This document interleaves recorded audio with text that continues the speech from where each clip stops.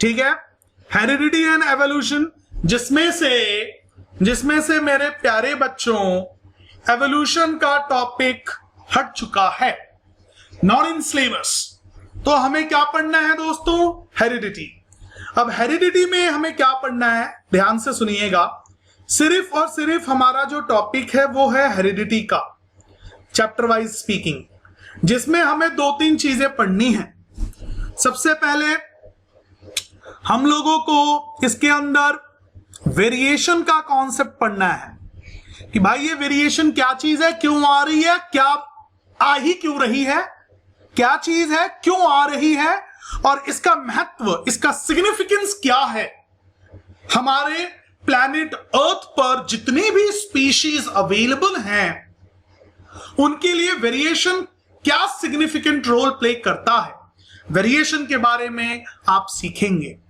जैसे ही आप वेरिएशन के बारे में आप जान जाते हैं, फिर आप पढ़ेंगे इनहेरिटेंस के बारे में। इनहेरिटेंस, अब ये इनहेरिटेंस क्या है और क्यों जरूरत है, अगेन क्या सिग्निफिकेंस है स्पीशीज में, जितनी भी प्रजाति हैं जीव जंतुओं की, जितनी भी प्रजाति है उसमें इनहेरिटेंस का क्या रोल है। ठीक है, फिर आप जानेंगे एक ऑसम चीज, नाम है ग्रेगर जॉन मेंडल।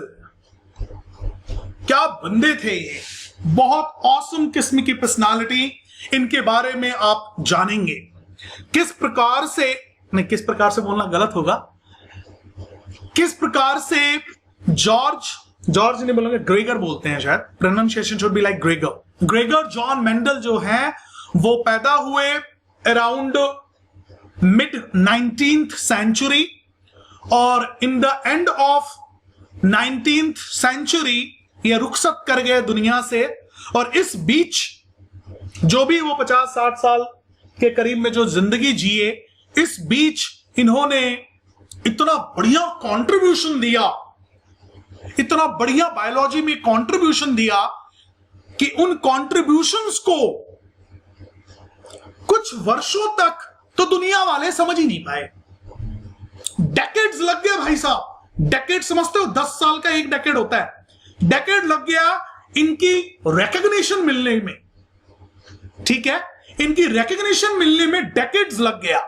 बाद में दुनिया वालों ने, दुनिया मतलब वी ऑल ह्यूमंस, बाद में in the 20th century, in the beginning of the 20th century, इनके ऑब्जर्वेशंस एंड रिसर्च पे और ज्यादा डेवलपमेंट हुआ।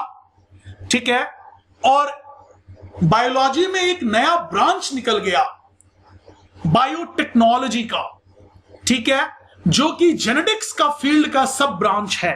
जेनेटिक्स का पूरा एक बायोटेक्नोलॉजी एंड जेनेटिक्स का पूरा एक ब्रांच ही बन गया साइंस एंड टेक्नोलॉजी में, और जिसकी बदौलत बहुत सारी डेवलपमेंट्स हुई और कई साइंटिस्टों को आज भी नोबेल प्राइज मिला, सिर्फ और सिर्फ अपने मेंडल साहब के ऑब्जर्वेशंस एंड रिसर्च को और आगे बढ़ाते समय उन्होंने और बातें को सीखा, जाना और दुनिया वालों के सामने रखा, और वो फेमस हो गए। लेकिन ये बंदा अपने जिंदगी में फेमस उतना नहीं हो पाया। ठीक वैसे ही जैसे मैं इतना फेमस नहीं हुआ, लेकिन हो सकता है मेरी हर्षला बच्ची, परी जो है, श्रेष्ठा है, सभी बच्चे जो हैं मेरे, उनमें ऐसा कैपेबिलिटी और एबिलिटी है कि शायद वो बहुत आगे नाम करें और भूला भटका हमारा भी नाम आए। ठीक है, तो कुछ ऐसा हुआ था मेंडल साहब के बारे में, मेंडल साहब के साथ। And thanks to his contribution Gregor Mendel is considered to be the father of genetics. ठीक है, जैसे father of astronomy Acharya Aryabhatta हैं, father of trigonometry Acharya Aryabhatta हैं, इन्वेंटर ऑफ जीरो आर्यभट्ट, वैसे ही जेनेटिक्स के फादर जो है वो ग्रेगर जॉन मेंडल हैं, उनको उपाधि दे रखी है। ठीक है, तो इनके बारे में और अच्छी तरीके से आप लोग जानेंगे, और सारा गेम जो है इस चैप्टर का पूरा का पूरा जो निचोड़ है जिसकी वजह से बच्चे थोड़ा परेशान रहते हैं, वो इनकी कंट्रीब्यूशन का, देखो भाई साहब ने, मेंडल साहब ने बहुत अच्छे कंट्रीब्यूशन, बहुत कुछ दिया जिसके छोटा सा अंश आप पढ़ेंगे क्लास 10th में। इनका कंट्रीब्यूशन ट्रिमेंडस है दोस्तों, ट्रिमेंडस, लेकिन थोड़ा ही उसका अंश आप पढ़ेंगे और उतने में ही आपका 10th का हेरिडिटी का कॉन्सेप्ट क्लियर होगा। तो मेंडल से रिलेटेड आपके 2 प्रकार के बड़े ऑसम एक्सपेरिमेंट्स हैं जिसका रोना अक्सर रोया जाता है स्टूडेंट कम्युनिटी के अंदर। ये 2 प्रकार के एक्सपेरिमेंट्स, जो कि एक्चुअल में एक्सपेरिमेंट तो बहुत है, बहुत सारी चीजें हैं, लेकिन जो आपके कोर्स में है वो 2 प्रकार की चीजें हैं। एक है मोनो फीचर्स के या मोनो ट्रेड्स के किस प्रकार से AITS, किस प्रकार से मोनो ट्रेड्स ट्रांसफर हो रहे हैं इसके बारे में, और किस प्रकार से हाइब्रिड थ्रेड्स पास ऑन होते हैं। तो आप मेरे से एक क्वेश्चन कर सकते हो, क्यों सर मोनो और हाइब्रिड में ही क्यों सर, और भी तो कैरेक्टरिस्टिक्स होंगे बहुत अलग अलग प्रकार के। इसके अंदर बेसिकली हम HY मोनो थ्रेड्स मतलब सिंगल थ्रेड्स के ऊपर आप बात कर रहे होंगे, ठीक है, और मल्टीपल थ्रेड्स के ऊपर आप बात कर रहे होंगे, लेकिन इस वक्त इतने ही आपके कोर्स में है, ठीक है। ये आप 2 एक्सपेरिमेंट्स हैं बेसिकली, ठीक है, जिसके बारे में आप पढ़ते हो और इन्हीं में ज्यादा परेशानी रहती है, ठीक है। इसी की स्टोरी के लिए आप लोग परेशान हैं और यही चीज आप लोग जान जाएंगे किस प्रकार से, कैसे ये ट्रांसफर हो रहे हैं, कैरेक्टरिस्टिक्स क्या है, ये पूरा माजरा क्या है, ये बस मैं एक हिंट दे रहा हूं, तो आप लोगों को काफी राहत मिलेगी। जैसे ये चीज आप समझ लेते हैं, उसके बाद एक लास्ट टॉपिक आपके चैप्टर का रह जाता है जिसे बोलते हैं सेक्स डिटर्मिनेशन, जो कि मैंने आप लोगों के पहले प्री बोर्ड में भी बता दिया था। 2 या 3 नंबर का ये क्वेश्चन आता है, ठीक है, कई बार 4 नंबर में भी पूछा जाता है। दिल्ली में ये चीज ऑलरेडी बता रखी है, महाराष्ट्र में मैंने सिर्फ पेपर के टाइम पे बता दिया था।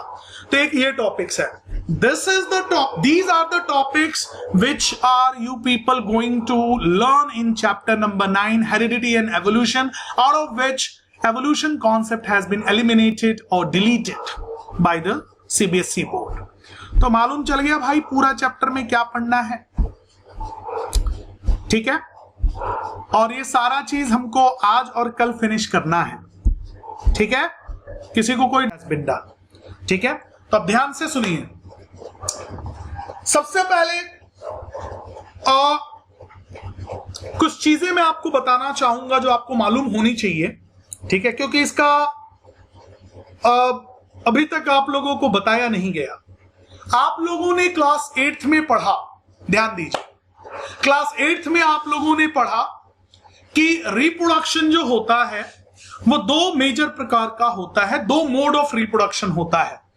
एक होता है एसेक्सुअल मोड ऑफ रिप्रोडक्शन और दूसरा होता है sexual mode of reproduction. Asexual में आपने पढ़ा था कि भाई 1 parent is required to produce their offspring. Word है ऑफस्प्रिंग। ऑफस्प्रिंग का मतलब होता है अपनी न्यू जनरेशन बनाना ऑफ देयर सेम काइंड। ये सेम काइंड का मतलब होता है इंसान इंसान को ही बनाए, कुत्ता कुत्ते को, बिल्ली बिल्ली को, चूहे चूहे को। अब ऐसा ना हो कि पिगलेट की जगह बेबी गर्ल को पैदा करे, इट्स नॉट पॉसिबल। तो ऑफस्प्रिंग का मतलब होता है सेम काइंड के, सेम स्पीशीज की न्यू जनरेशन फॉर्म करना, ठीक है। अब ध्यान से सुनिए, तो जो 2 मोड्स आपने पढ़े, एसेक्सुअल एंड सेक्सुअल। एसेक्सुअल में था कि भैया एक ही पेरेंट होगा, ठीक है, और आपने एक वर्ड आप लोगों ने लर्न किया था क्लास 8th में, they will be the xerox copy और the copy of their parent cell. जिससे वो बनते हैं वो उसके एग्जैक्ट कॉपीज होते हैं। पढ़ा था कि नहीं पढ़ा था प्रदन्या 8वीं 9वीं में? सब चीजें सुनी हो ना कि सेक्सुअल में एग्जैक्ट कॉपीज होते हैं, है या ना? क्यों परी? पढ़ा है कि नहीं पढ़ा है? गीता पढ़ा है कि नहीं पढ़ा है? हाँ जी सर। तो ऐसा है जी, ऐसा है, ये गलत पढ़ा है, ये गलत पढ़ा है आप लोगों ने कि they are the exact xerox copy of their parent cell. This is totally rubbish because it's not like that. ये तो वही बात हो गई, ठीक है, जैसे मैथमेटिक्स में तुम लोग पढ़ते हो congruent triangles and similar triangles. Congruent is the xerox copy.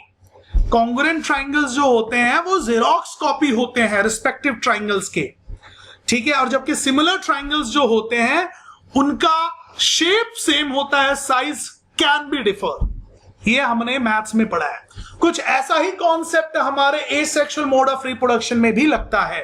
ध्यान से सुनो, एसेक्सुअल मोड ऑफ रिप्रोडक्शन में एग्जैक्ट कॉपीज नहीं होते हैं। This is rubbish to say that in asexual mode of reproduction the offsprings are the exact copies of their parents. They are not the exact copies. Yes बेटा microphone बंद कर ले, thank you. तो जो आप लोगों ने पढ़ा है ये एकदम रबिश है, ऐसा नहीं होता। क्यों भाई, ऐसा क्यों नहीं होता? इस बात को समझने से पहले, और हाँ, सेक्सुअल मोड ऑफ रिप्रोडक्शन में तो आपको मालूम ही है कि भाई मैं जो हूं, मैं सेक्सुअल मोड ऑफ रिप्रोडक्शन से पैदा हुआ हूं। मेरे mom and dad sexual intercourse करके मुझे बनाए, मैं और मेरी वाइफ सेक्सुअल इंटरकॉर्स करके मेरे बच्चे को बनाए। वैसे ही आप लोग यहाँ पे जो एग्जिस्टेंस में आए हो, आपके मॉम एंड डैड के मदद से आप आए। These are known as the sexual reproduction by products. We are the by products of sexual reproduction. हालांकि are we the same? No, we are not. Do we have the characteristics similar to our mother and father? Yes, we do have. All the characteristics are there? No, they are not. We have our own individuality also. ठीक है, ऐसा ही कुछ उसमें होता है। Asexual में देखो क्या होता है, जो आप लोग पढ़े हो ना कि they are the exact copies, it is not correct. क्या है सीन, ये सब मैं इसलिए बता रहा हूं क्योंकि ये आपके सिलेबस में है। देखो, पहले कुछ एक छोटी सी चीज समझो आप सभी बच्चे, फिर आगे की बात करेंगे। देखो होता क्या है, सबसे पहले समझो एक सेल होता है, उस सेल के अंदर न्यूक्लियस होता है। न्यूक्लियस बड़ी काम की चीज है, सारा जेनेटिक मटेरियल ये खुद ही रखता है, ठीक है। न्यूक्लियस जब सेल मैच्योर हो जाता है, ध्यान से सुनना, किसी की भी बात हो रही है, ठीक है, किसी भी प्रकार की सेल की, जब सेल मैच्योर हो जाता है तब उसके अंदर बेटा जो न्यूक्लियस होता है वो कंडेंस होने लगता है। जब ये रिप्रोडक्शन के लिए तैयार हो जाएगा ना, तो इसका न्यूक्लियस कंडेंस होने लगता है, क्योंकि अंदर ना एक फ्लूइड मटेरियल होता है, ये पूरा का पूरा कंडेंस होने लगेगा। कंडेंस का मतलब समझते हो, गाढ़ा, जैसे गाढ़ा होता है ना, थिक होने लगता है। और ये थिक, जब ये थिक होता है तो इसको बोलते हैं क्रोमोटिन मटेरियल।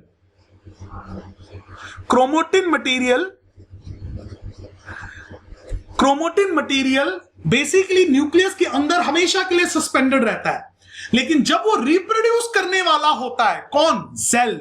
जब सेल रिप्रोड्यूस करने वाला होता है तो जो उसका जो सस्पेंडेड क्रोमोटिन मटेरियल है वो कंडेंस होने लगता है, और जब वो कंडेंस होता है तो वो शेप लेता है, थ्रेड लाइक स्ट्रक्चर का शेप लेता है, धागे नुमा, THREAD, थ्रेड लाइक स्ट्रक्चर का शेप लेता है, ठीक है। इस थ्रेड लाइक स्ट्रक्चर को हम लोग बोलते हैं क्रोमोसोम्स।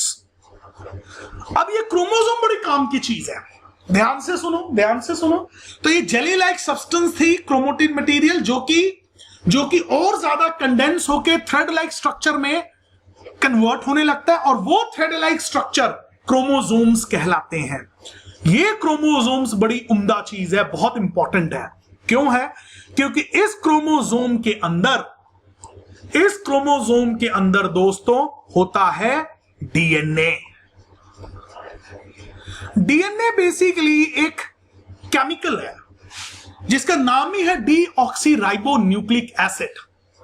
क्या नाम है बच्चों? फुल फॉर्म भी आप लोगों को पता है, deoxyribonucleic acid. It's just a chemical जो कि बहुत बड़ा डबल हीलिक स्ट्रक्चर होता है, जो कि एक बहुत बड़ा, जैसे आप लोगों ने पढ़ा ना, बड़े बड़े मॉलिक्यूल्स होते हैं, जैसे आपने कार्बन एनर्जी कंपाउंड में पढ़ा था कैटिनेशन के, जैसे डेकेन हो गया, अनडेकेन हो गया, है ना। तो ऐसा एक बहुत लंबी चेन होती है, ठीक है, मॉलिक्यूल की। इसे डबल हीलिक स्ट्रक्चर कहते हैं क्योंकि इसमें सीढ़ी नुमा ये स्ट्रक्चर होता है, ठीक है।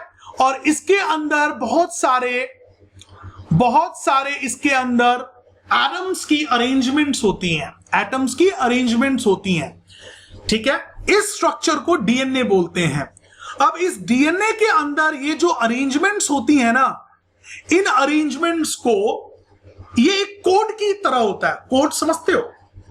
जैसे कोड मतलब होता है इंफॉर्मेशन, ठीक है। कोड मतलब इंस्ट्रक्शंस या इंफॉर्मेशंस, ठीक है। ये कोड को हम लोग बोलते हैं जीन्स। क्या बोलते हैं दोस्तों? जीन्स। ये जीन कोड है तो कुछ काम करना होगा, इंस्ट्रक्शन है तो फॉलो करना होगा। सोचने वाली बात है ना भाई। जीन्स बेसिकली कोड्स कहलाते हैं या इंफॉर्मेशंस कहलाते हैं। भाई किसी चीज के लिए इंफॉर्मेशन होती है ना। अभी मैं आप लोगों को क्या दे रहा हूं? आप लोगों को इंफॉर्मेशन, नॉलेज दे रहा हूं। किस लिए? ताकि एग्जाम में लिख के नंबर कमा सको, नॉलेज लेकर जिंदगी में आगे बढ़ सको, है ना। तो इंफॉर्मेशन को कोई उद्देश्य होता है, कोड का कोई उद्देश्य होता है। तो genes basically codes and informations होती हैं। इनका एक उद्देश्य होता है, इनका उद्देश्य होता है प्रोटीन्स को मैन्युफैक्चर करना, प्रोटीन्स एंड एंजाइम्स को मैन्युफैक्चर करना उस ऑर्गेनिज्म के अंदर। अब आपके मन में सवाल आएगा, क्यों जी प्रोटीन और एंजाइम्स की जरूरत ही क्यों पड़ गई? क्योंकि ये आगे चल के मेटाबॉलिक फंक्शंस को डेवलप करते हैं। और मेटाबॉलिक फंक्शंस जो होते हैं हमें डेवलप करते हैं, हमें एज अ इंडिविजुअल बनाने में मदद करते हैं। आपको मालूम है मेरे डीएनए के अंदर एक ऐसा कोड है जिसने कुछ special enzymes and proteins secrete किए होंगे, जिसकी वजह से आगे चल के मेरे आईज जो हैं वो ब्लैक आयरिश, आई का कलर, आई के अंदर आयरिश होता है ना, जो कि प्यूपल की वो करता है, क्या बोलते हैं, एंट्रेंस को कम या ज्यादा करता है, ठीक है ना। उसका कलर ब्लैकिश बनाया। अगर इसमें कोई दिक्कत हो जाती या कोई भी परेशानी हो जाती या म्यूटेशन आ जाता तो ऐसे पॉसिबल होता है कि मेरी आंख की 2 कलर्स हो जाते या कुछ और भी हो जाता, अंधा भी पैदा हो सकता था मैं, है ना। तो ये आपके जीन्स में अगर कोई भी अंतर आएगा तो प्रोटीन्स और एंजाइम्स जो वो इंफॉर्मेशन रखते हैं उसमें अंतर आ जाएगा। उसमें अगर अंतर आएगा तो प्रॉपर वे में एंजाइम्स या प्रोटीन्स नहीं बनेंगे, जिसकी वजह से प्रॉपर वे में इंडिविजुअल की डेवलपमेंट या उसके ऑर्गन्स की या उसके टिश्यूज की या उसके खुद के अस्तित्व पे दिक्कत हो जाएगी। तो इसको बोलते हैं जेनेटिक डिसऑर्डर, कि भैया जी आपकी जीन्स में दिक्कत आई, इस वजह से आपके शरीर के अंदर ये चीजें हुई। कईयों को देखते हो 11 उंगलियां हो जाती हैं, वो जीन्स की वजह से, वो हल्का सा म्यूटेशन है। म्यूटेशंस का मतलब होता है बदलाव आया। तो अभी कुछ बच्चे बोलेंगे तो सर अच्छे बदलाव भी तो आ सकते हैं, मैं वुल्वरीन भी तो बन सकता हूं, म्यूटेशन से एक्समैन बन जाएंगे जी, मैग्नीटो बनेंगे, ये बनेंगे, वो बनेंगे। ऐसा है, ये सब कॉमिक्स में ही अच्छी लगती हैं। रियल लाइफ में म्यूटेशन ऐसा नहीं होता। रियल लाइफ में म्यूटेशन हो जाएगा, मजाक कर रहा हूं, इसको सीरियस मत लेना। वरुण स्टूपिड हो गया, ठीक है, ऐसा है नहीं। Varun is a very smart guy. एक बात कह रहा हूं मैं, वरुण है क्लास में, स्टूपिड बाद में बोलेंगे।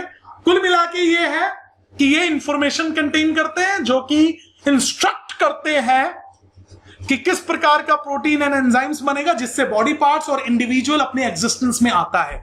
फटाफट सुनो, अभी और इसको आगे बढ़ाएंगे। जल्दी से जल्दी सभी लोग रिज्वाइन करो। ओरल है हाँ हाँ बोल बोल बोल, फिर तो जल्दी बोल। सर वोल्टमीटर और एमीटर कहाँ पर लगता है? शर्म नहीं ये आती? कैसे लगता है पैरेलल? शर्म नहीं आती परी पूछते हुए? हैं सब भूल गई? हाँ सर। गलत बात, कोई बात नहीं, हम बताएंगे आपको। ऐसा है, तू बस एक चीज याद रख मेरी प्यारी बच्ची, जो वोल्टमीटर होता है ना, प्रदन्या आगे, जो वोल्टमीटर, बाकी लोग भी सुन लो भाई, काम ही आएगा आप लोगों की भी। जो वोल्टमीटर होता है, इधर सुनो, एक चीज अगर याद रखोगे तो कभी कोई दिक्कत नहीं आएगी। जो वोल्टमीटर होता है, इसका रेजिस्टेंस ट्रिमेंडसली हाई होता है, ट्रिमेंडसली हाई, बहुत बड़ा रेजिस्टेंस होता है। जबकि एमीटर की बात करें तो एमीटर का जो रेजिस्टेंस होता है वो ट्रिमेंडसली लो रखा जाता है। ऐसा इसलिए क्योंकि जब तुम वोल्टमीटर को पैरेलल में डालोगे तो इसका ओवरऑल रेजिस्टेंस जो होता है वो 1/R हो जाएगा, है ना? वो बोलते हैं ना, उसका इफेक्टिव रेजिस्टेंस 1/R में चला जाएगा। तो जितना बड़ा R होगा उतना इफेक्टिव रेजिस्टेंस कम होगा, ताकि सर्किट के ऊपर कम से कम इसका प्रभाव पड़े, इसलिए ऐसा होता है। तो इसलिए इसको हम पैरेलल में लगा रहे होते हैं, और चूंकि इसका ऑलरेडी कम होता है इसको हम सीरीज में लगा रहे होते हैं। एक चीज ये रिमेंबर रखने का एक तरीका तो ये है। दूसरा बच्चे, वोल्टमीटर बेसिकली दो पॉइंटों के बीच का वोल्टेज बताता है। तो ऑब्वियसली दो पॉइंटों के बीच में जब तुम वोल्टमीटर डालोगी, ये पॉइंट ए है, ये पॉइंट बी है, ये रेजिस्टर है, ठीक है, तो हमेशा इसको पैरेलल में डाला जाता है। जबकि जो करंट जो होता है वो आपके सर्किट के अंदर, आपके वायर के अंदर कितना करंट दौड़ रहा है उसको दिखाने में काम आता है। तो उसको हम हमेशा सीरीज में लगाते हैं। तो एमीटर सीरीज में लगता है, वोल्टमीटर पैरेलल में लगता है। क्लियर है? हाँ जी सर। कुछ और पूछना चाह रही है? आगे बढ़ूं? सर वो बाद में पूछेंगे, वो सॉल्व होएंगे। ठीक है, बाकी बच्चे ध्यान से सुनो। जैसे कि मैं कह रहा था, जैसे कि मैं आप लोगों को कह रहा था कि जीन तक हम पहुंचे, डीएनए के अंदर कोड्स होते हैं, उन कोड्स को ही जीन्स कहा जाता है। अब ये जीन ना बड़ा इंपॉर्टेंट है, क्योंकि इसके अंदर इंफॉर्मेशन तो है, किसी काम को कराने की इंफॉर्मेशन है। उस काम का नाम है the production of special enzymes and production of special proteins, which further helps to develop the metabolic processes in the body in order to obtain the cellular structure। अरे भैया, अपने अंदर जितने भी तामझाम हो रहे हैं ना, thanks to these codes only। अरे भाई, कॉमिक मूवीज वगैरह देखते हो ना, वुल्वरिन के क्लॉज निकलते हैं, मैग्नेटो मैग्नेट्स, ये समझ रहे हो ना, कोई भी फीचर। अब इसी चीज को ऐसे समझो, मेरी नाक गोल क्यों है? क्योंकि मेरी मदर की ऐसी है, ठीक है, वहां से ये जीन मेरे में कॉपी हुआ। ठीक, मेरी आवाज थोड़ी तेज है, मेरे डैड की है इसलिए, ठीक है। कान मेरे फादर से मिलते हैं। मजे की बात बताओ, मेरे यहां इस कान में ना हल्का सा कट जैसा है, जो कि बर्थ साइन है, शायद दिख भी रहा होगा। तुम बिलीव नहीं करोगे, सेम चीज मेरे बेटे में भी हुई है। He's 2 years of age, Divyansh is his name, उसमें भी है ये। आप समझ रहे हो? तो कहने का तात्पर्य क्या है कि ये वो कैरेक्टरिस्टिक्स होते हैं जो हम एक जनरेशन से दूसरे जनरेशन में लेकर आते हैं, या कोई भी कैरेक्टरिस्टिक, या यूं समझो कि मैं इंसान जैसा क्यों दिखता हूं, क्योंकि मेरे अंदर इंसान वाले जीन्स हैं। जीन्स वो इंफॉर्मेशन कैरियर्स होते हैं जो कि एक इंडिविजुअल को उसकी इंडिविजुअलिटी प्रोवाइड करता है, ठीक है। और ये जीन्स का ही पूरा साइंस, इस जीन्स का ही पूरा साइंस आपके biotechnology and heredity and evolution ही पढ़ते हो आप। बेसिकली जेनेटिक्स का फील्ड ही यही है, सिर्फ यही चल रहा होता है। अच्छा, ये तो हुआ ऊपर ऊपर की जानकारी। अब थोड़ा बारीकियों में आते हैं। जैसे एसेक्सुअल मोड ऑफ रिप्रोडक्शन की बात हो रही थी, तो ऐसा होता है दोस्तों कभी सोचा होगा आप लोगों ने कि भाई अमीबा अमीबा को ही प्रोड्यूस करता है, अमीबा हाइड्रा को नहीं कर सकता, राइजोपस को नहीं कर सकता, राइजोबियम वाला जो ऑर्गेनिज्म है या लैक्टोबैसिलस नहीं कर सकता, अमीबा अमीबा को ही करेगा। क्यों करता है जानते हो? क्योंकि अमीबा एक्चुअल में अपने जीन्स को ट्रांसफर करता है। वो ये इंफॉर्मेशन कैरियर्स होते हैं कि भाई अमीबा ही बनेगा और ऐसे ऐसे बनेगा, और अपना जीवन काल का जो भी लाइफ स्पैन का जो भी प्रोसेसेस हैं, लाइफ प्रोसेसेस हैं, वो सब कुछ दे देता है इंफॉर्मेशन की ऐसे ऐसे होगा। जैसे बिल्डिंग बनाते हैं ना, तो हमको आर्किटेक्ट क्या करता है? हमको नक्शा दे देता है। वही नक्शा है जीन्स, वही नक्शा है जीन्स दोस्तों, ठीक है? वो इंफॉर्मेशन जीन्स है और उसका पता क्या है? उसका पता है न्यूक्लियस। न्यूक्लियस से क्रोमोटिन मटेरियल, क्रोमोटिन मटेरियल से क्रोमोसोम, क्रोमोसोम से डीएनए, डीएनए के अंदर छुपा है वो इंफॉर्मेशन, वो जीन्स, ठीक है? तो हर ऑर्गेनिज्म का ये रहता। अच्छा, शुरुआत हमारी ऐसे हुई थी कि अमीबा जो है वो एग्जैक्ट कॉपी है अपने ऑफस्प्रिंग के होते हैं, वो ऐसा हमने 8th में पढ़ा, जो कि ये गलत है। ऐसा इसलिए क्योंकि जब ये इंफॉर्मेशन जब ये ट्रांसफर करते हैं ना, उस वक्त कुछ इम्परफेक्शंस क्रिएट होती है। क्योंकि कभी भी दोस्तों किसी भी चीज में अगर हम छेड़खानी करें, उसको तोड़ें और उसको बांटें, ये इस चीज को तोड़ के और अगर मैं बांटने की कोशिश करूं, कितनी भी कोशिश कर लूं, परफेक्टली हाफ में कट नहीं होगा, कुछ ना कुछ चेंजेस आ जाएंगे। उन चेंजेस को, उन छोटे से छोटे बदलाव को वेरिएशंस कहते हैं। और ये सब में होता है, ये सब में होता है। एसेक्सुअल में भी होता है, सेक्सुअल में तो बहुत ज्यादा होता है, बहुत ज्यादा होता है, ठीक है? एसेक्सुअल में बहुत कम होता है, लेकिन होता है, हमेशा याद रखो, होता है। वेरिएशन कोई भी ऑर्गेनिज्म हो, चाहे एसेक्सुअली रिप्रोड्यूस करे या सेक्सुअली रिप्रोड्यूस करे, उसमें वेरिएशन आएगा। हाँ, वही चीज मैं कह रहा हूं। तो ऐसा ही तुम्हारे एसेक्सुअल मोड ऑफ रिप्रोडक्शन में है, ठीक है? चाहे थोड़ा वेरिएशन आएगा जरूर। सेक्सुअल मोड ऑफ रिप्रोडक्शन में वेरिएशन की मात्रा ज्यादा होती है। क्वेश्चन, वेरिएशन हो ही क्यों? क्या जरूरत है वेरिएशन की? तो बेटा, वेरिएशन हर जनरेशन में आता है। वो छोटी छोटी बदलाव, चेंजेस, वेरिएशन ही कहलाते हैं। मेजर सिमिलैरिटी जो होती है, ठीक है? अब मैं इंसान जैसा दिख रहा हूं क्योंकि मेरा सारे के सारे जो सिमिलैरिटीज हैं वो इंसानों से मिलती हैं, लेकिन मेरे अंदर कुछ अलग प्रकार के वेरिएशंस हैं जो कि मुझे एक खुद की पहचान देती है। Divya Prakash Shahi is a unique person in this world. मेरा डीएनए किसी और के साथ मैच नहीं करेगा, एग्जैक्ट डीएनए मेरे को ही मैचअप करेगा, ठीक है? लेकिन मेरे जैसे 2 आंखें, 1 नाक, मुंह, 2 कान, बाल, सर, शोल्डर, हाथ पैर ऐसे मैच करेंगे। अभिषेक के साथ करेगा, सबके साथ करेगा। तो ये इंसान वाली बात आ गई।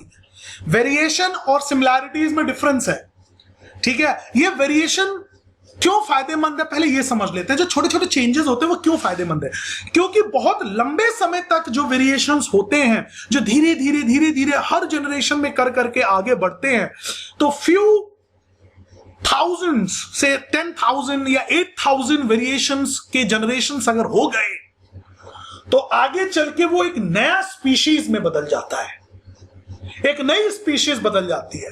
आपको ये जान के ताज्जुब नहीं होना चाहिए, सबसे पहला ऑर्गेनिज्म जो पृथ्वी पे आया अराउंड 4 बिलियन ईयर्स अगो के लमसम में, जब अर्थ सॉलिडिफाई हुई थी, जब बारिश हुई तो प्रोटीन के मॉलिक्यूल्स बने, ठीक है? और अलग अलग थ्योरीज है खैर। और जो सबसे पहला ऑर्गेनिज्म जो आया 2.5-3 बिलियन ईयर्स अगो, वो ऑर्गेनिज्म था blue green algae. Blue green algae पहला ऑर्गेनिज्म। हम ये कह सकते हैं कि हम अल्टीमेट हमारा अल्टीमेट एंसेस्टर वो ब्लू ग्रीन एल्जी है। वहां से लाइफ की उत्पत्ति हुई हमारे पृथ्वी पे। और आज हम 5 मेजर कैटेगरी में पहुंच चुके हैं। पूरे अर्थ पे 5 मेजर कैटेगरी पहुंच चुकी है। Monera, protista, fungi, Animalia and Plantae. ये 5 मेजर कैटेगरी है जिसको रॉबर्ट विटेकर नाम के बायोलॉजिस्ट ने क्लासिफाई किया। इस 5 कैटेगरी का इतना ऑसम क्लासिफिकेशन है कि सारे के सारे जीव जंतु इसमें आ जाते हैं। और वो भी आ जाते हैं जो अभी डिस्कवर भी नहीं हुए। आए दिन पढ़ते हो ना, समुद्र के मरीना ट्रेंच में ये वाला ऑर्गेनिज्म मिला तो वो उसको फिश के कैटेगरी, पाइसेस की कैटेगरी में कोई फलाना में डाल देते हैं। ये मिला तो उसको ढिकमा में डाल देते हैं। अभी कुछ 4-5 साल पहले एक कंगारू रैट करके मिला ऑस्ट्रेलिया में। इंडिया में कोई एक और नया वो मिला था, वो बंदर की प्रजाति थी, वो मिला। तो ये सब इसी 5 कैटेगरी में आके फिट हो जा रहे हैं। लेकिन ये पांचों के पांचों प्रकार के जो पृथ्वी पे हैं, ये सारा अल्टीमेटली कहां से ओरिजिनेट हुए? तुम्हारे ब्लू ग्रीन एल्जी से। अभी कोई बच्चा बोला नहीं सर हम तो चिंपैंजी एप से आए हैं। भैया तुम बहुत आगे की कहानी बता रहे हो, मैं बहुत पीछे की पहुंच गया। छोटे छोटे वेरिएशंस बिलियंस ऑफ ईयर्स लगा गए और उनका पाथ बदलता गया। जितने पाथ पहले एक था ऐसे ऐसे बदला। तरह तरह के ऑर्गेनिज्म पैदा हो गए। तो क्या ये पॉसिबल है कि ये छोटे छोटे वेरिएशन जो आ रहे हैं 10,000 जनरेशंस के बाद, 10,000 जनरेशंस के बाद हम ऐसे ना दिखे जैसे अभी दिखते हैं? बिल्कुल पॉसिबल है, क्योंकि variation in a longer term led to evolution of a new species. और वेरिएशन बहुत जरूरी है। वो कोटेशन नहीं सुना तुमने, बदलाव ही जीवन है। अगर बदलाव नहीं होंगे, वेरिएशन, भैया अचानक से वेरिएशन नहीं आ जाता है। ठीक है, कल को सींगे नहीं उगने, अब 10 साल के बाद सारे इंसानों में सींगे नहीं आ जाएंगी। लेकिन हां 1000 साल के बाद ऐसा पॉसिबिलिटी है कि हमारे जो हेयर जो हैं ये गायब हो जाए। ये जितने हेयर्स हैं वो एक्चुअल में गायब हो जाए। एक मजाकिया तौर पे मैं आप लोगों को एग्जांपल दे सकता हूं। अभी latest example, when my wife was here, she asked me कि यहाँ पे कोई अभी नई नई शादी होकर आई थी, फ्यू मंथ्स, कितने साल हो गए भाई, तीसरा भी होने वाला है। वही 2-3 साल पहले जब शादी होकर जब आए तो शी आस्क्ड मी कि यहाँ कोई पार्लर वगैरह है, I need to get things done. तो मैंने अपने किसी क्लाइंट से पूछा तो उन्होंने बताया अच्छा है, ठीक है भाई, तो लेकर गए उनको। And do you know what, she asked the beautician to क्या बोलते हैं, वैक्स करने को कहते हैं ना, वैक्स करना। She asked the beautician to wax her feet and arms. थोड़ी देर बाद शी हैड अ लाफ। कौन? The beautician had a laugh and उन्होंने बोला हंसते हुए, अरे मैडम वैक्सीन तो कर दें, आपकी तो बाल ही नहीं है। ठीक है, तो you know that episode came into my attention. तो मैं थोड़ा मुस्कुरा गया। मैंने बोला यार एक दिन जरूर मैं इस बात को अपनी क्लास में जरूर डिस्कस करूंगा। तो this is the day I am discussing this thing. तो ऐसा हो सकता है कि after few thousands of generations हमारे ऊपर बाल ना रहें। उसका एक कारण है, नेचर उन चीजों को उन इंसानों से, उन जीव जंतुओं से निकाल देती है जिसका यूज उसके लिए नहीं होता। ऐसा एक्चुअल में बहुत ज्यादा देखा गया है in the track of evolution. आप किसी भी ऑर्गेनिज्म का ट्रैक रिकॉर्ड उठा के देखिए कि वो कैसे इवॉल्व होकर आए हैं। कई सारी चीजें धीरे धीरे करके उनकी विलुप्त हो गई हैं, हट गई हैं। तो ऐसा हो सकता है कि हमारे बाल हट जाएं सारे शरीर के, ऐसा हो सकता है कि हमारे हाथ पैर थोड़ा और कमजोर हो जाएं, लेकिन और ऐसा हो सकता है कि स्कल का एवरेज साइज थोड़ा सा बड़ा हो जाए, क्योंकि इंसान जो सबसे ज्यादा इस्तेमाल कर रहा है ना वो ये है। खुद सोचो ना, आज से 200 साल पहले जितना लोग फिजिकल वर्क करते थे, क्या उतना ही आज करते हैं? मशीनरी देखो, खुदाई होती थी भैया जी, ताजमहल बनाने में 20,000 लोग लगा दिए, ये लगा दिए, वो लगा दिए। आज मेरे को कोई $1 ट्रिलियन दे दे, मैं दूसरा ताजमहल बनवा दूंगा कम समय में और उससे बेहतर। $1 ट्रिलियन बोला मैंने, पॉसिबल है, ठीक है। और इतने इंसान भी नहीं लगेंगे, 500 लोगों की टीम बना के खड़ी कर देगी 6 महीना के अंदर। अजूबा है, अजूबा है, अच्छी बात है, अजूबा है, बनाया जा सकता है। लाओ ना $1 ट्रिलियन। $1 ट्रिलियन का मतलब बहुत बड़ा होता है, उससे दुगना साइज का बनेगा। थोड़ा कैलकुलेशन ऊपर नीचे हो सकती है, लेकिन आप समझो इस बात को। तो अब इंसान उतना फिजिकल वर्क नहीं कर रहा है, तो ऐसा हो सकता है उसके हाथ पैर और बाकी सब जो फिजिकल एक्टिविटीज ना होने की वजह से फ्यू थाउजेंड्स ईयर्स के बाद, 10,000 या 20,000 ईयर्स के बाद हमारे हाथ पैर उतने ताकतवर ना रहे। हाँ, स्कल और ज्यादा बढ़ेगा। ग्रे एलियंस देखे हो शक्ल ग्रे एलियंस की, शायद हम उसके प्रति, हम ऐसे कई थ्योरीज हैं जो ये प्रपोज करते हैं कि हम उस डायरेक्शन में हम मूव कर रहे हैं। तो भैया वेरिएशन तो पता चल गया, ठीक है। सिमिलैरिटीज का आपको पता चल गया कि एक ऑर्गेनिज्म इंसान को ही क्यों देते हैं, क्योंकि वो इंसान वाले जीन्स ट्रांसफर करते हैं। लेकिन जब वो ट्रांसफर करते हैं तो उसमें हल्की फुल्की वेरिएशन आती है, उसकी वजह से ग्रेजुअल चेंजेस आती हैं बॉडी के अंदर। ग्रेजुअल बोला है, सडन चेंज नहीं बोला। और कुछ बच्चे ये भी सोच सकते हैं, क्यों सर, जरूरी थोड़ी है। कई बार ऐसा देखा गया है, कोई 3 पैर लेकर पैदा हो गया, ऐसा होता है भाई, मिलियंस में 1 केस होता है ऐसा। क्यों हर सही बात है कि नहीं है? 3 पैर वाले या 4 हाथ वाले हो गए हो, किसी की नौक ही कुछ अजीब सी बनी हो, होता है कि नहीं होता? अरे न्यूज में सुनते हो नहीं सुनते हो? सुना? हाँ सर, होता है ना। ये इसलिए होता है क्योंकि ये भी एक वेरिएशन का रूप है, लेकिन at a very bigger scale. और ये क्यों होता है जानते हो? इसको बोलते हैं जेनेटिक म्यूटेशन। अचानक से म्यूटेट हो जाते हैं। अब जैसे अपना वो ले लो, हिरोशिमा और नागासाकी वाला ले लो, जो जापान में जो बम मारा था middle of the 20th century, जो बम मारा था World War II में। तो भाई वहां पे जब बम मारा, जिसकी वजह से गामा रेडिएशंस फैली और तरह तरह की रेडिएशंस फैली, और उन्होंने जीन्स के अंदर चेंजेस ला दिए, जिसकी वजह से जनरेशन दर जनरेशन म्यूटेशन होने लगा। आज भी जापान में कुछ केसेस में ऐसे बच्चे पैदा होते हैं जो कि म्यूटेटेड होते हैं, उनके अंदर परेशानियां होती हैं, ठीक है। अब जैसे कुछ बच्चे डाउन सिंड्रोम के पैदा हो जाते हैं। एक हमारे एक मित्रगण है, उन्होंने हमारे इंस्टीट्यूट पे पूरे कैमरेज वगैरह लगाया था। उनकी एक गुड़िया है और वो डाउन सिंड्रोम से ग्रस्त है, ठीक है।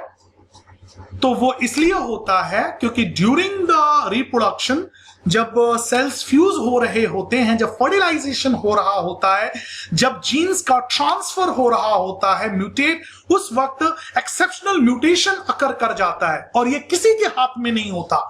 It is a chance of probability only that happens. और फिर किसी में ड्रास्टिक चेंज आ जाता है, और majority millions of the cases में ऐसा कोई चेंज नहीं आता है जो कि इतना बड़ा ड्रास्टिक हो।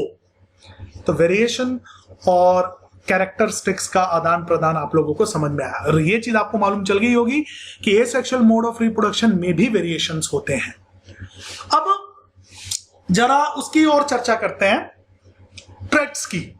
ट्रेट्स का मतलब होता है फीचर्स या कैरेक्टरिस्टिक्स भी आप कह सकते हो, जैसे लंबा होना, छोटा होना, ड्रॉफ जिसे बोलते हैं, स्किन का कलर, आइरिश का कलर, नोज का डिजाइन, मुंह की कटिंग, ये होता ना जॉ लाइंस कैसी होंगी, अरे इसका तो गोल चेहरा है, हाँ पिताजी से मिलता है, अरे इसका तो काफी शार्प निकला, अरे मम्मी का है इसका, कान के ये जो लोब्स होते हैं, ठीक है, ये चीक के साथ जुड़ा है कि नहीं जुड़ा है, मेरा नहीं जुड़ा है देखो, ठीक है, तरह तरह के उंगलियों का शेप, नाखून का शेप, मेरे टो का एक्चुअल में जो पिंकी है ना, छोटी वाली उंगली, उसका एग्जैक्टली मेरी मदर से मिलता है, लिटरली, ठीक है। तो ये होते हैं कैरेक्टरिस्टिक्स, इनहेरिटेड कैरेक्टरिस्टिक्स जो हम लेते हैं अपने प्रीवियस जनरेशन से, उसको बोलते हैं इनहेरिटेड ट्रेट्स, जो हमने लिया अपने प्रीवियस जनरेशन से। और वहीं पर एक आता है दोस्तों एक्वायर्ड ट्रेट्स। एक्वायर्ड ट्रेट्स समझते हो, जो हम अपने जिंदगी में एक्वायर करते हैं। अब वो कौन से एक्वायर करते हैं? जैसे मुझे बाइक चलाने आती है, ये मैं मम्मी पापा से नहीं लेकर आया, और चूंकि मुझे बाइक चलाने आती है इसलिए दिव्यांश को आ जाए ये जरूरी नहीं है। I don't know how to drive a car because I haven't acquired that feature in my life. Acquired traits are basically experiences, teachings, knowledge, ये सब एक्वायर्ड ट्रेट्स में आ जाता है, जो हम एक्वायर करती हैं जिंदगी में। जैसे इस वक्त दोस्तों, yes Reet, you want to say something?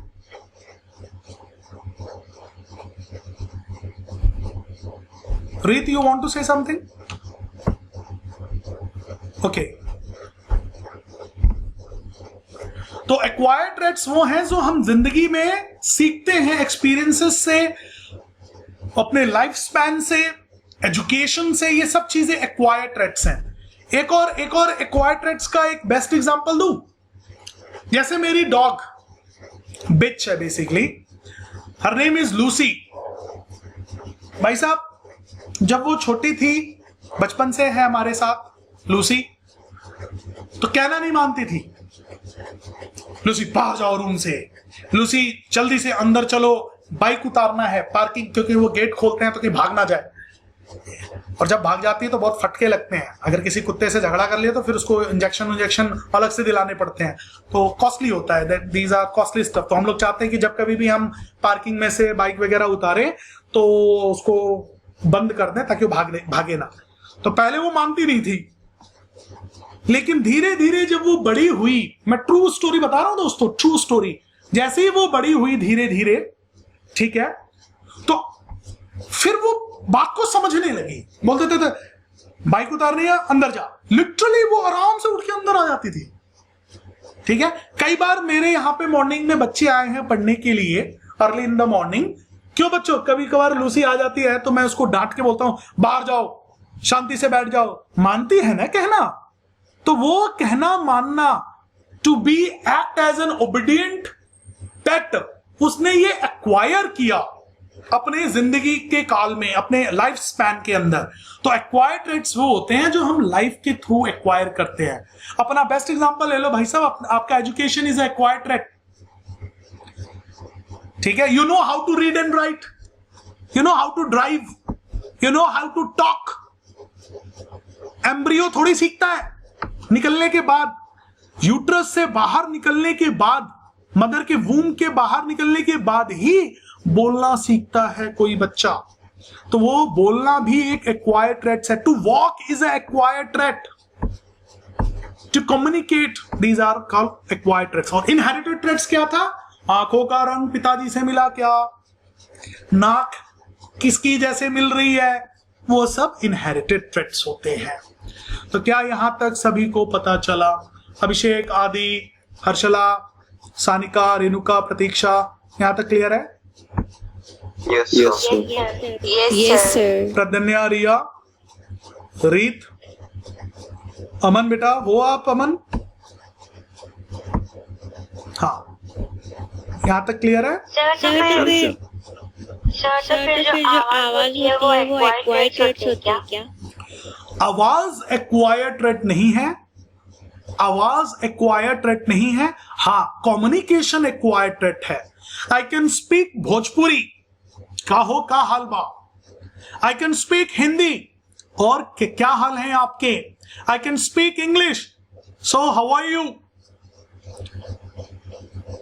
अब बंगाली भी थोड़ी सी आती है, हरियाणवी आती है। Languages are the acquired traits, आवाज एक्वायर्ड ट्रेट नहीं है। वोकल कॉर्ड जो मेरे पास आई है पिताजी की मदद से आई है। अब मतलब उनकी आवाज से मिलती, इसलिए मैं कह रहा हूं मिलती, मतलब एग्जैक्ट कॉपी नहीं, but you know vocal cord उनकी देन है, उनकी जीन्स की देन है। ठीक है, जिस फ्लुएंसी के साथ मेरे पिताजी हिंदी बोल लेते हैं, मैं नहीं बोल पाता। ऐसे ऐसे शब्द बोल देते हैं हिंदी में, मेरे बाउंसर चला जाता है कई बार। ठीक है, तो वो उनका एक्वायर्ड ट्रेट है। उन्होंने अपनी ग्रेजुएशन हिंदी में की थी, बीएससी उन्होंने बॉटनी, बीएससी इन बॉटनी शायद उन्होंने हिंदी में पढ़ी हुई है। अब मुझे हिंदी लिटरली, मतलब बॉटनी को हिंदी में कौन सा ज्ञान बोलते हैं, पदु, बॉटनी बोले तो प्लांट्स के लिए होता है, तो प्लांट विज्ञान, पौध विज्ञान कुछ बोलते हैं। आप समझ रहे मेरे कहने का मतलब। तो वो उनकी एक्वायर्ड ट्रेट है, ये मेरा एक्वायर्ड ट्रेट है। सर क्या ऐसा होता है दो बंदों की सेम आवाज हो, कोइंसिडेंस, ये कोइंसिडेंस का चांस होगा, उसमें इनहेरिटेंस का नहीं होगा। ठीक है, अब जैसे जुड़वा पैदा हो जाते हैं बच्चे, शक्लें काफी मिलती हैं, पर वो एग्जैक्ट कॉपीज नहीं होती हैं। और कपिल शर्मा में चिंकी और मिंकी नहीं आती हैं, कितना भी तुम ध्यान से देख लो, वो दोनों ट्विंस तो हैं, बट एग्जैक्टली कॉपीज नहीं है। अरे भाई अमीबा तक कॉपी नहीं होता, तुम चिंकी मिंकी को कॉपी बताओगे? सोच के देखो। ये सलमान खान की जुड़वा मूवी देख के पूछ रही है। चलो, यहां तक सभी को मालूम चला? हाँ या ना बोलो बच्चों। ओके बेटा, रिया यहां तक क्लियर है? Yes sir. ठीक है, अब सुनो ध्यान से। अगला टॉपिक जो होगा वो होगा हमारा मेंडल्स एक्सपेरिमेंट। ठीक है, मेंडल साहब ने कैसे पी प्लांट्स के ऊपर क्या एक्सपेरिमेंट्स किया। पुनेट स्क्वायर क्या चीज है, कैसे बनती है। एग्जाम में सर जी वो 3-3 नंबर 4-4 नंबर वाले क्वेश्चन आ जाते हैं, गड़बड़ हो जाती है, कैसे ठीक करें, वो आप पढ़ेंगे। ठीक है, बहुत ज्यादा ट्रिकी नहीं है, जितना आपको लगता है एक्चुअल में वो उतना ट्रिकी नहीं है। बहुत प्यार से और तमीज से बताएंगे। उसके बाद सेक्स डिटर्मिनेशन, और उसके बाद आप लोगों के क्वेश्चंस आएंगे। ठीक है, कुछ लॉज बताए गए थे हमारे मेंडल द्वारा। ठीक है, डोमिनेंट लॉ या डोमिनेंस, लॉ ऑफ डोमिनेंस था, लॉ ऑफ सेग्रीगेशन था, और लॉ ऑफ इंडिपेंडेंस का था कि इंडिपेंडेंट हेरिडिटरी का था कि भैया किस प्रकार से इन तीनों लॉज के बारे में बेसिकली आप लोगों ने पढ़ना है। ठीक है, और ये लॉ एक्चुअल में बाई प्रोडक्ट्स निकले थे उनके एक्सपेरिमेंट से। इसी एक्सपेरिमेंट का एक प्रकार का ऑब्जर्वेटरी साइंस थी ये लॉज बनाना। ठीक है, पहले हम एक्सपेरिमेंट समझेंगे। ठीक है, पहले हम ये एक्सपेरिमेंट समझेंगे। हाँ, वही तो मैं बता रहा हूं वृंदा, कि सेक्स डिटर्मिनेशन जो है वो हमने ऑलरेडी कर रखा है, बस उसको रिकैप दे देंगे। मेजर फोकस जो होगा मॉर्निंग में वो हमारा सिर्फ मेंडल एक्सपेरिमेंट का ही रहेगा, और ये लॉज जो है वो डिस्कशन रहेगा। ठीक है, इसी के अंदर आप लोगों को बता देंगे कि ये जीनोटाइप फिनोटाइप्स क्या होते हैं। ठीक है, और किस प्रकार से, जैसे सेम एलील्स अगर पड़े हैं आपके जीन्स के, ठीक है, उसे होमो बोलते हैं, और डिफरेंट वाले को हिट्रो बोलते हैं। जैसे कैपिटल टी को होमोज में बोला जाएगा, कैपिटल टी, स्मॉल टी या स्मॉल टी, कैपिटल टी, इनको आपको हिट्रो बोला जाता है। क्या होते हैं ये आप जान पाएंगे। ठीक है, रेशियोज क्या निकल कर आई थी, क्या ऑब्जर्वेशंस थी हमारे मेंडल साहब की, और इन रेशियोज को कैसे बताया गया, आगे चल के कैसे हमारे प्यूनिट, एक्चुअल में प्यूनिट जो थे एक साइंटिस्ट थे, उन्होंने किस प्रकार से मैथमेटिकली इस चीज को दुनिया वालों के सामने रखा, जो कि ऑलरेडी प्रपोज्ड था हमारे मेंडल द्वारा। पुनेट स्क्वायर का इजाद तो मेंडल साहब ने नहीं किया, उन्होंने प्रपोज किया और इन्होंने मैथमेटिकली उस चीज को दिखाया दुनिया वालों को। और ये दोनों चीजें मिलकर, ये दोनों चीजें अपने मेंडल साहब का और अपने पुनेट का, ये दोनों चीजें मिलकर पुनेट साहब ने मैथमेटिकल अप्रोच दिया जेनेटिक्स को। थ्योरेटिकल अप्रोच और थोड़ा बहुत मैथमेटिकल अप्रोच हमारे मेंडल साहब ने दिया। इन दोनों का कंट्रीब्यूशन मिलाकर आज के डेट में जेनेटिक्स का जो डिपार्टमेंट है वो काफी एडवांस हो चुका है। ये सब आप सुबह जानेंगे, ठीक है। मेन उसका एक्सपेरिमेंट ही हमने डिस्कस करना है। उसके बाद साइज डिटर्मिनेशन, और उसके बाद जो जो आप लोगों को डेफिनेशन या क्वेश्चंस वगैरह जो भी प्रॉब्लम्स आती हैं, फिर वो सब चीजें हम लोग देख लेंगे।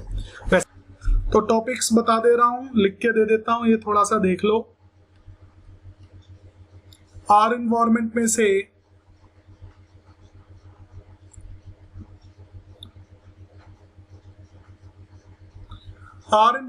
से ये टॉपिक जरूर कर लेना, ठीक है। 5 R's for garbage and environment saving, which is reduce, reuse, ठीक है, repurpose, recycle and refuse। Refuse भी होता है, ये कर लेना। Biological magnification, biological magnification,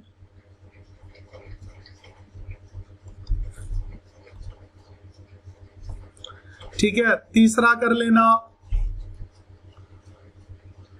food chain and food web,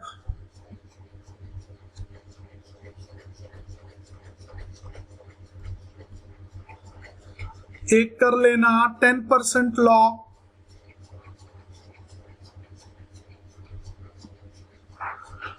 एक कर लेना ओजोन डिप्लीशन पे एंड ओजोन फॉर्मेशन।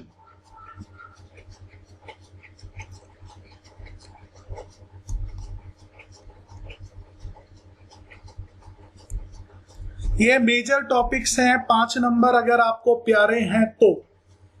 इसमें से जो भी कुछ आपको पूछना हो, जैसे ही मैं अभी हेरिडिटी को क्लोज करता हूं, उसके बाद आप बोल दीजिएगा, एक्सप्लेन कर देंगे। बाकी अगर आता है तो बहुत अच्छी बात है, नहीं आता तो कोई बात नहीं, पूछ लेना अभी, ठीक है। इजाजत। देखिए, सुबह सुबह हमने मोनोहाइब्रिड के बारे में डिस्कस किया था, सेकेंड जनरेशन को, और हमने ये पाया कि 75% is to 25%, अर्थात 3:1 का रेशियो मिलता है। यह आपके male gametes and female gametes का इंटरेक्शन करके ये जो हमारे थे, ये जाइगोट फॉर्मेशन में कैरेक्टरिस्टिक्स या जीन्स के एलील्स कौन से आएंगे, ये हमने डिस्कस किया था मोनोहाइब्रिड में।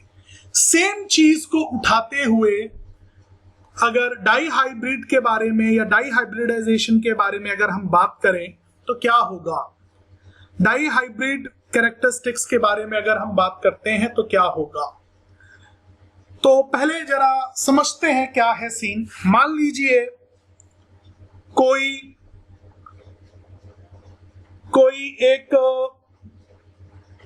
जो ओरिजिनल पेरेंट्स हैं वो कुछ ऐसे हैं, उनके अंदर जो हमारे जीन्स के जो वेरिएशंस हैं, जिसे हम एलील्स कहते हैं, वो कुछ इस प्रकार से हैं। मान लीजिए RR एंड YY है, ठीक है। दूसरा ले लीजिए YY एंड RR है, ठीक है। ये आपकी पेरेंट जनरेशन है, ओरिजिनल ट्रू जनरेशन या पेरेंट जनरेशन। क्या सभी को ऑडियो वीडियो ठीक से आ रही है कि नहीं आ रही है एवरीवन? हाँ जी सर, क्लियर है।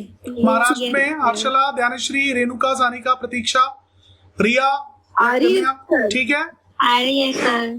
ठीक है। Yes sir. कहीं ऐसा ना हो कि मैं पूरी कहानी बता दूं और उधर भाई आवाज ही नहीं गई, ऐसा नहीं होना चाहिए।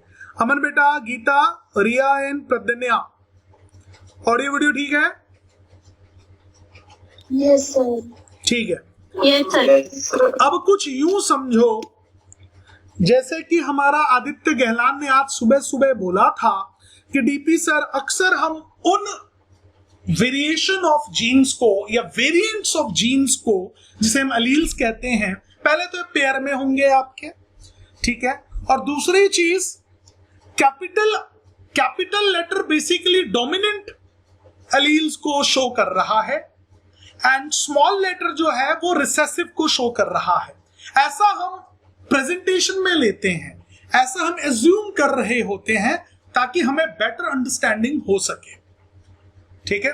ग्रेगर जॉन मेंडल के जमाने से है ये। अब जरा ध्यान से सुनो, अब ये कैपिटल आर को आप राउंड ले लो, छोटा आर को आप रिंकल ले लो, कैपिटल वाई येलो, कोई भी, ये किसी भी चीज के लिए रिप्रेजेंटेशन के लिए काम हो सकता है। बेसिकली यहां पे हम दो कैरेक्टर ले रहे हैं, मान लीजिए राउंड एंड रिंकल, ठीक है, और दूसरा ले रहे हैं से येलो एंड ग्रीन ले लो। तो ये जो राउंड एंड रिंकल है ये आपके बेसिकली आपके ट्रेड्स कहलाएंगे। ये येलो एंड ग्रीन जो है ये बेसिकली आपके ट्रेड्स कहलाएंगे। किस कैरेक्टर का?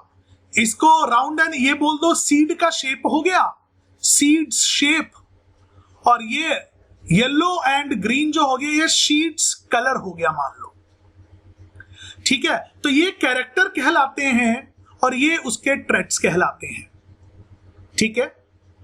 तो बेसिकली यूं समझो कैरेक्टर जो है वो जीन्स डेवलप कराता है। कैरेक्टर मतलब शीड का शेप जो होगा वो जीन्स डेवलप कराता है। किसके मदद से? एलील्स की मदद से, जो जीन का ही वेरिएशन होता है या वेरिएंट होता है, ठीक है, जो कि आपका राउंड या रिंकल देगा। तो बेसिकली किसकी बात हो रही है? शेप की। तो ये वही बात होगी ना कि एक बिगर पिक्चर में हम शेप बोलते हैं और बारीकियों पे जाते हैं तो हम राउंड एंड रिंकल की बात कर रहे होते हैं, ठीक है। ठीक वैसे ही जैसे स्विच बोर्ड है, कहां है भाई? इस तरफ यहां पे स्विच बोर्ड लगा हुआ है, इस कोने में आपका स्विच बोर्ड लगा है। स्विच बोर्ड जो है वो एक एब्स्ट्रैक्टेड फॉर्म होता है, उसके पीछे की वर्किंग जो होती है वो सर्किटरी होती है। ऑन ऑफ करना एक बड़ा लेवल की बात हो गई, उसके पीछे की वर्किंग को समझना, that is called circuitry.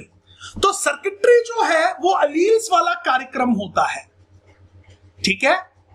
Round बनेगा कि रिंकल बनेगा, स्मूथ या रिंकल बनेगा, येलो कलर होगा कि ग्रीन कलर होगा, मटर इसी दो कलर में बेसिकली मिलते हैं, ठीक है। तो सीड का कलर एक एब्स्ट्रैक्टेड फॉर्म कहलाया, उसके दो वेरिएंट्स आए, येलो एंड ग्रीन। तो ये एलील्स की मदद से आते हैं। ये जो आरआर लिखा है ना ये एलील्स को रिप्रेजेंट करता है, ठीक है। और जबकि बड़े स्केल पे जब हम बात करते हैं कि यार शेप क्या है, शेप की नाम जब हम लेते हैं तो जीन्स को हम उसको रिस्पॉन्सिबल बोलते हैं, ठीक वैसे एक इंडिविजुअल के अंदर 7 सिस्टम मेजर लगे हैं, ऑर्गन सिस्टम। तो ये इस ऑर्गेनिज्म को चला रहा है, मुझे चला रहा है। तो ये हो गया जीन का कार्यक्रम और अंदर की वर्किंग होगी एलील्स का कार्यक्रम। तो दोनों एक दूसरे से अलग नहीं है, एक दूसरे का एब्स्ट्रैक्ट वर्जन को बोला जाता है। तो इस बात को लेकर अक्सर बच्चे थोड़ा परेशान रहते हैं, होप थोड़ा थोड़ा समझ में आया होगा। और एक चीज और, 100% ज्ञान तो आपको बेटा देखो इसमें मिलता तो है, काफी कुछ भनक मिल जाती है कि आगे चल के जिंदगी में अगर बायोटेक्नोलॉजी एंड जेनेटिक्स अगर पढ़ते हो, अभी तो दो ले रहे हो, अरे भाई साहब कई प्रकार के कैरेक्टरिस्टिक एक साथ लिए जाते हैं, तो उनका जो पुनेट स्क्वायर बनता है वो बहुत मतलब स्टैटिस्टिकल डेटा हो जाता है, बहुत बड़ा डेटा हो जाता है। तो अभी आपने मोनो और डाई का आप करने वाले हो, सिंगल एंड डबल का करने वाले हो, फिलहाल डबल का देखो ये कोर्स में है, ट्रिपल एंड टेट्रा नहीं है आपके कोर्स में, वरना परेशान हो जाओगे।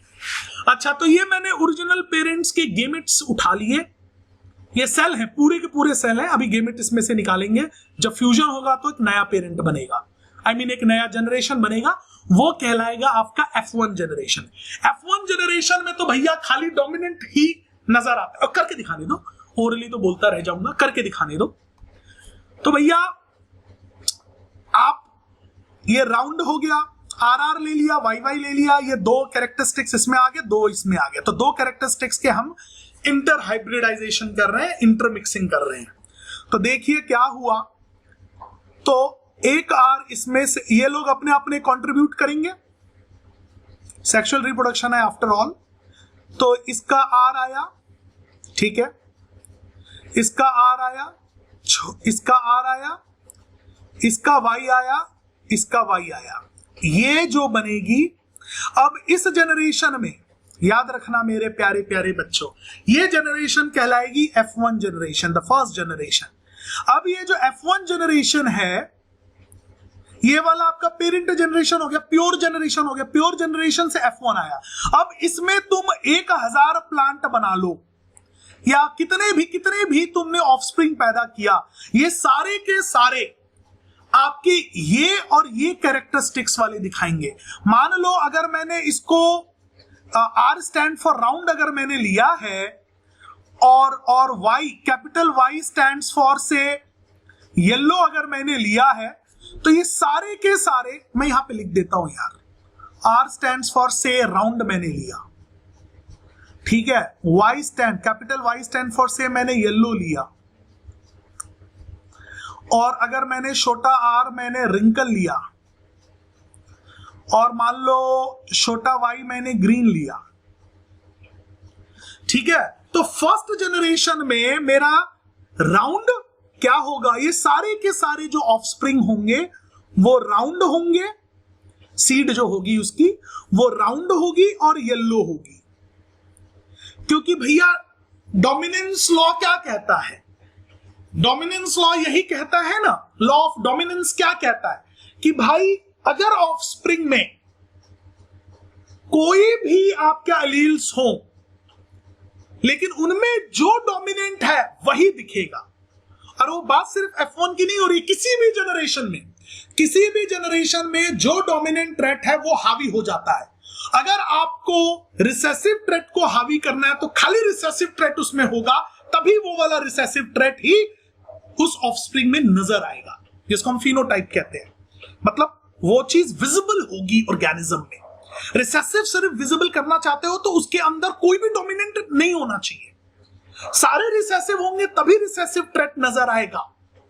अगर एक भी अगर उसके अंदर डोमिनेंट आ गया कैरेक्टरिस्टिक का, तो वो वाला वर्चस्व दिखेगा उसका, वो वाला अपीयरेंस आएगा। तो फर्स्ट राउंड में फर्स्ट आपने जो क्रॉसिंग कराया प्योर ब्रीड को लेकर, तो F1 जनरेशन में आपका राउंड एंड येलो वाले सारे रहेंगे, कोई रिंकल की चर्चा ही नहीं होगी, कोई भी ग्रीन की चर्चा ही नहीं होगी। लेकिन हां, इनके अंदर वो genes, I beg your pardon, इनके अंदर वो एलील्स हैं, उस जीन के वेरिएंट्स अवेलेबल हैं, वो अलग बात है, दिखता नहीं है।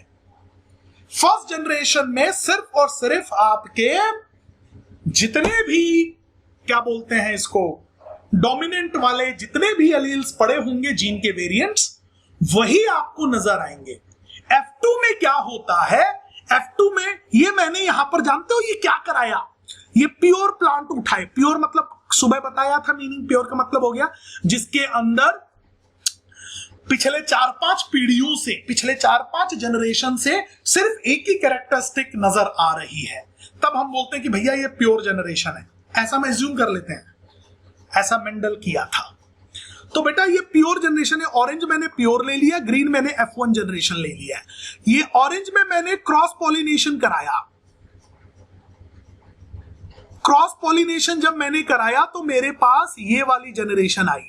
इस जनरेशन में सबके सब राउंड एंड येलो हुए, लेकिन इनके अंदर रिंकल वाला और ग्रीन वाला भी कैरेक्टरिस्टिक था। ठीक है, रिंकल वाला एंड ग्रीन वाला भी कैरेक्टरिस्टिक था, ठीक है। लेकिन अब जब मैं इनका सेल्फ पॉलिनेशन कराऊंगा, सेल्फ पॉलिनेशन,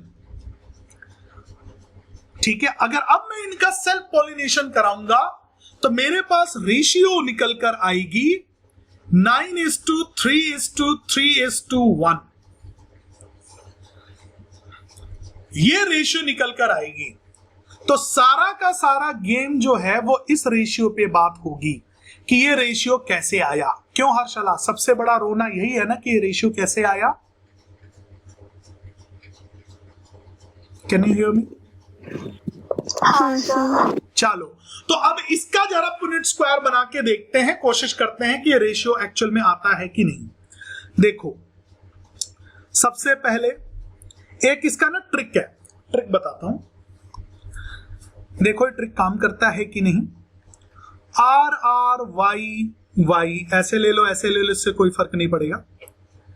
इनको नाम दे देते हैं 1 2 3 4, ठीक है। अब एक काम कर लो, 1 2 3 4 हो गया। अब इसको एक काम करो, ऐसे लिखो 1 2 1 2, फिर कर दो इधर 3 3 4 4, ठीक है। इससे क्या बना, इससे ये बना कि आप यहां पे लिखने वाले हैं 1 stands for R, 3 stands for Y, देखो ना, ठीक है। सिमिलरली 2 स्टैंड्स फॉर ये, 4 स्टैंड्स फॉर ये। तो 2 क्या है, 2 है मेरे पास छोटा आर, और इसका क्या नाम है 2 3, 3 क्या है मेरे पास बड़ा वाई। देखना जिसका जो है वो मैं लिखता जा रहा हूं। 1 4 क्या है कैपिटल आर, ठीक है, और 4 क्या है छोटा वाई, और फिर क्या आ रहा है 2 क्या है मेरे पास छोटा आर, और 4 क्या है मेरे पास छोटा वाई, ठीक है। ये चीज मैं यहां पे पुनेट स्क्वायर में शो करूंगा। ये शॉर्टकट तरीका है बच्चों, लर्न कर लो, फायदे में रहोगे। लर्न करने का भी तरीका भी बताऊंगा, पहले एक बार इसको बनाने दो। ये आपका मेल गैमेट को शो करेगा, ये आपका फीमेल गैमेट को शो करेगा, ठीक है। पहला मैंने क्या लिया था R Y, capital R capital Y. दूसरा क्या है छोटा आर बड़ा वाई, छोटा आर बड़ा वाई। तीसरा क्या है बड़ा आर छोटा वाई, बड़ा आर छोटा वाई। चौथा क्या है छोटा आर छोटा वाई, छोटा आर छोटा वाई। अब इसी चीज को यहां रिपीट करो।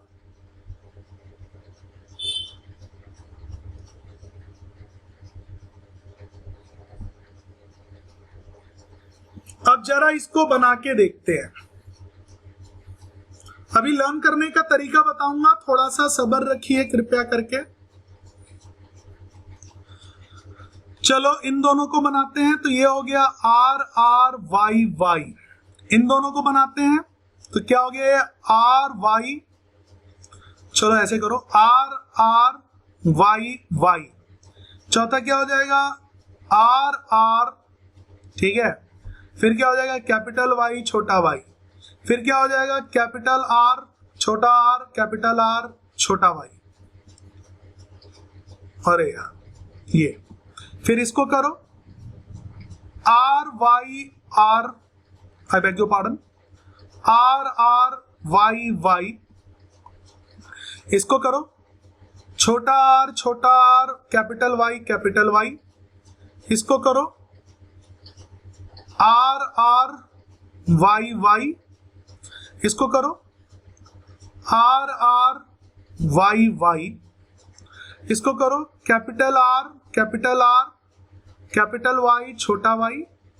अगला करो कैपिटल आर छोटा आर बड़ा वाई छोटा वाई। अगला करो कैपिटल आर छोटा वाई। अगला करो कैपिटल आर छोटा वाई। इसको करो कैपिटल आर कैपिटल वाई छोटा वाई। अगला करो R R Y Y, I beg you pardon, capital Y छोटा वाई। अगला हो जाएगा कैपिटल आर छोटा वाई छोटा वाई। अगला क्या हो जाएगा छोटा आर छोटा वाई छोटा वाई। ठीक है, ये बनाया। अब देखो सबसे ज्यादा क्या आ रहा है, ये वाला जो था, कहां गया मेरा पहला generation, capital R capital Y. Capital R capital Y वाले लोगों को ढूंढ लो। कैपिटल आर कैपिटल वाई है, कैपिटल आर कैपिटल वाई है, कैपिटल आर कैपिटल वाई है, कैपिटल आर कैपिटल वाई है, कैपिटल आर कैपिटल वाई मिल जाएगा। कैपिटल आर नहीं है, कैपिटल आर बड़ा वाई है, कैपिटल आर नहीं है, कैपिटल आर बड़ा वाई है, कैपिटल आर बड़ा वाई है, इसमें नहीं है, इसमें नहीं है, कैपिटल आर बड़ा आर है, बड़ा वाई है, कैपिटल आर नहीं है, नहीं है। गिनना 1 2 3 4 5 6 7 8 9। तो 9 जो आए मेरे पास कैपिटल आर। ठीक है, मतलब इसको मैं सीधा ये वाला जनरेशन लिख दूंगा। फर्स्ट जनरेशन में क्या था, राउंड एंड येलो। तो राउंड एंड येलो मेरे को ये दिखा रहा है, राउंड एंड येलो। मैं आप लोगों को फिर बताऊंगा, डोंट वरी, एक बार इस चीज को समझो। राउंड एंड येलो आपको दिख रहा है। उसके बाद अगला देखो, अगर मैं देखूं 3 एंड 3, पहले 1 वाले की बात कर लेते हैं। 1 वाला जो था वो क्या है, 1 वाला जो है ये ब्लू वाला है। ये ब्लू वाला बेसिकली क्या है, छोटा आर छोटा वाई। छोटा आर छोटा वाई को क्या रिप्रेजेंट किया था, छोटा आर छोटा वाई को हमने रिंकल एंड ग्रीन बोला था। तो एक पीस जो निकल कर आएगा, एक रेशियो आएगा, रिंकल एंड ग्रीन निकल कर आया। तो रिंकल एंड ग्रीन आया। बात बाकी 3 कौन से बच गए, आओ बनाते हैं। 3 की अगर मैं बात करूं तो आप कौन कौन आ रहे हैं, ये वाले देखो। एक बार यार ये वाला चीज ना यहाँ पे लिखना पड़ेगा, ये वाली चीज यहाँ चिपका देता हूं, आसानी से लिखना आसान हो जाएगा। ये यहां पे डाल दो, फिर बताना थोड़ा आसान रहेगा। ये था ना, तो देखो अब क्या क्या बचा है, क्या क्या बचा है दोस्तों। ये वाला क्या शो कर रहा है, इसका नेचर जानते हो क्या शो हो रहा है, इसका नेचर शो हो रहा है वाई। वाई बोले तो येलो, ये तो येलो नेचर शो करेगा ही। ध्यान से सुनना, ये यहां पर कैसे लिखूं, कलर कोड से कर देता हूं। चलो, ये वाले में देखो क्या क्या आ रहा है। ये वाले में मेरे पास आ रहा है येलो, येलो एंड आर बोले तो रिंकल, येलो एंड रिंकल। ठीक, और देखो कहां पर आ रहा है येलो एंड रिंकल, ये रहा मेरे प्यारे बच्चों, येलो एंड रिंकल दिखेगा। येलो एंड रिंकल 2 हो गए। उसके बाद देखो ये राउंड एंड ग्रीन हो जाएगा, ये राउंड एंड ग्रीन हो जाएगा। ठीक है, और मेरे को चाहिए क्या था, येलो एंड रिंकल, ये रहा येलो एंड रिंकल। तो ये 3 पीस आपको मिल गए। बात बाकी जो बच गया, बात बाकी मैसेज क्या आ रहा है, सर रिया इज मिसिंग, नहीं, अच्छा बात बाकी ये व्हाइट वाला बच गया ना, रेडिश, ये रेड वाला देखो, रेड वाले को हम जानते हो क्या बोलेंगे। 1 मिनट, यहां पे 3 केस वो डाल दो, yellow and wrinkle, yellow and wrinkle, ये निकल कर आएगा। बात बाकी क्या बच गया, रेड वाला। रेड बड़ा आर का मतलब था राउंड में दिखेगा, राउंड एंड छोटा वाई क्या था जी, ग्रीन। राउंड एंड ग्रीन मेरे को नजर आएगा। तो ये रेशियो आती है। किसी भी बच्चे को 10% समझ में आया, 90 नहीं आया तो मेरे को मंजूर, 10% आया।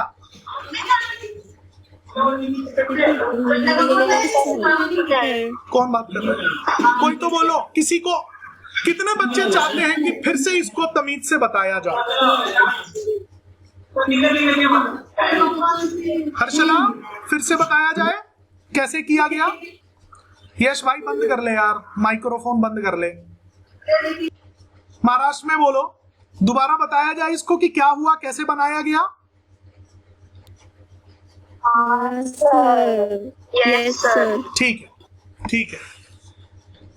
चलो देखो, ये तो मालूम है मेरे प्यारे बच्चों, बस इतना मुझे बताओ, ये ग्रीन वाला, ये फर्स्ट जनरेशन समझ में आया था? ये फर्स्ट जनरेशन क्या हुआ, ये पता चला? Yes sir. यहां तक सभी को पता है, यहां तक सबको पता है। ये वाला मैं अभी फिर बता रहा हूं, डोंट वरी। यहां तक पता चला, फर्स्ट जनरेशन पता चला। हर्षला एंड संजना जल्दी बोलो। ध्यानश्री, रेणुका, फर्स्ट जनरेशन में कोई दिक्कत है क्या? ओरिजिनल पेरेंट्स को लिया? No sir. ठीक है। No sir. अब फर्स्ट जनरेशन का क्रॉसिंग करा दे। देखो कैसे फर्स्ट जनरेशन को उठाते हैं, आ जाओ। फर्स्ट जनरेशन को उठाते हैं तो इसको रीअरेंज करके जरा लिख देते हैं। आर को आर के साथ लिखो, वाई को वाई को, आगे पीछे भी लिख सकते हो, कोई बिग डील नहीं है। तो ये रहा, एक मिनट रुको। अब मैं F2, फर्स्ट जनरेशन तो तुम समझ गए, F2 में तुमको दिक्कत आई है, फिर से देखो। ये है मेरा फर्स्ट जनरेशन का सीड, बच्चा। ये है वो ऑफस्प्रिंग जिसको मैंने उठाया। ध्यान से सुनना, ये मेरा ऑफस्प्रिंग है। अब इनको आपस में क्रॉसिंग करके सारी पॉसिबिलिटीज को मेरे को यहां पे दिखाना है कि जब इनकी क्रॉसिंग होगा, F1 जनरेशन में जब क्रॉसिंग होकर F2 जनरेशन बनेगा, तो उसके अंदर रेशियो निकल कर आएगी ये। यही है ना, यही है ना, ठीक है ना? ये रेशियो निकल कर आएगी जिसमें पहला होगा round and yellow. Round and yellow property show मारेगा, ठीक है, ठीक है। ये वाला जो होगा छोटा आर एंड छोटा वाई के प्रॉपर्टी शो करेगा। ये जो होगा बड़ा आर, बड़ा वार और छोटा वाई, और ये जो होगा छोटा आर एंड बड़ा वाई। यही पॉसिबिलिटी मेरे को शो करके दिखानी है, हाँ या ना बोलो बच्चों, जो कि हमने यहां पे दिखाया था। हाँ ना तो बोल दो। यही दिखानी है ना? तो आइए अब इसको जरा दिखाते हैं। 1 मिनट का टाइम दे दो, बहुत तेज आई हुई है, मैं यूरिनेशन करके आ रहा हूं। 1 मिनट दे दो प्लीज। ये चार्ट मैं फिर से बनाने वाला हूं, तब तक इसको एक बार देखो क्या था ये, डीपी सर क्या कर गए थे, एक बार जरा देखो। 1 मिनट में आ रहा हूं।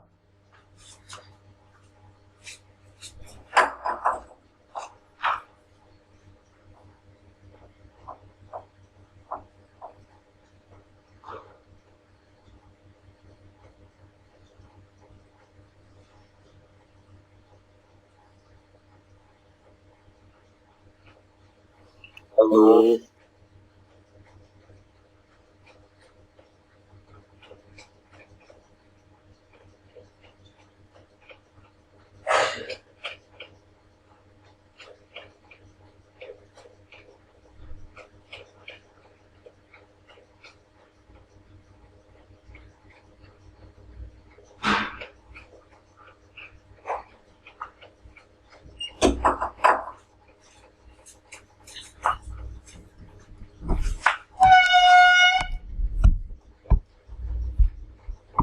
हाँ जी, कहा था।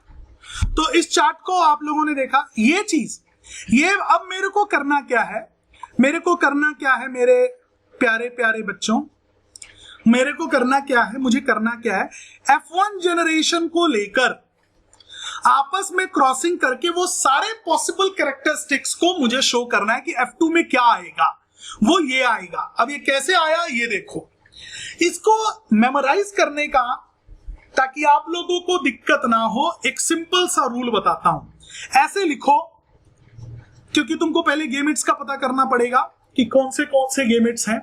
तो ऐसे लिखो, 1 2 लिखो, फिर 1 2 लिखो, यहां पे लिखो 3 3, यहां लिखो 4 4। तो ऐसे समझ लो 13 23 14 24। अगर ऐसे लर्न नहीं होता है तो ऐसे करो, जैसे मैंने फिर से बताया, 1 2 1 2, यहां लिख दो, बगल में 3 3 4 4। हर्षला, क्या इतना लिखना आसान है?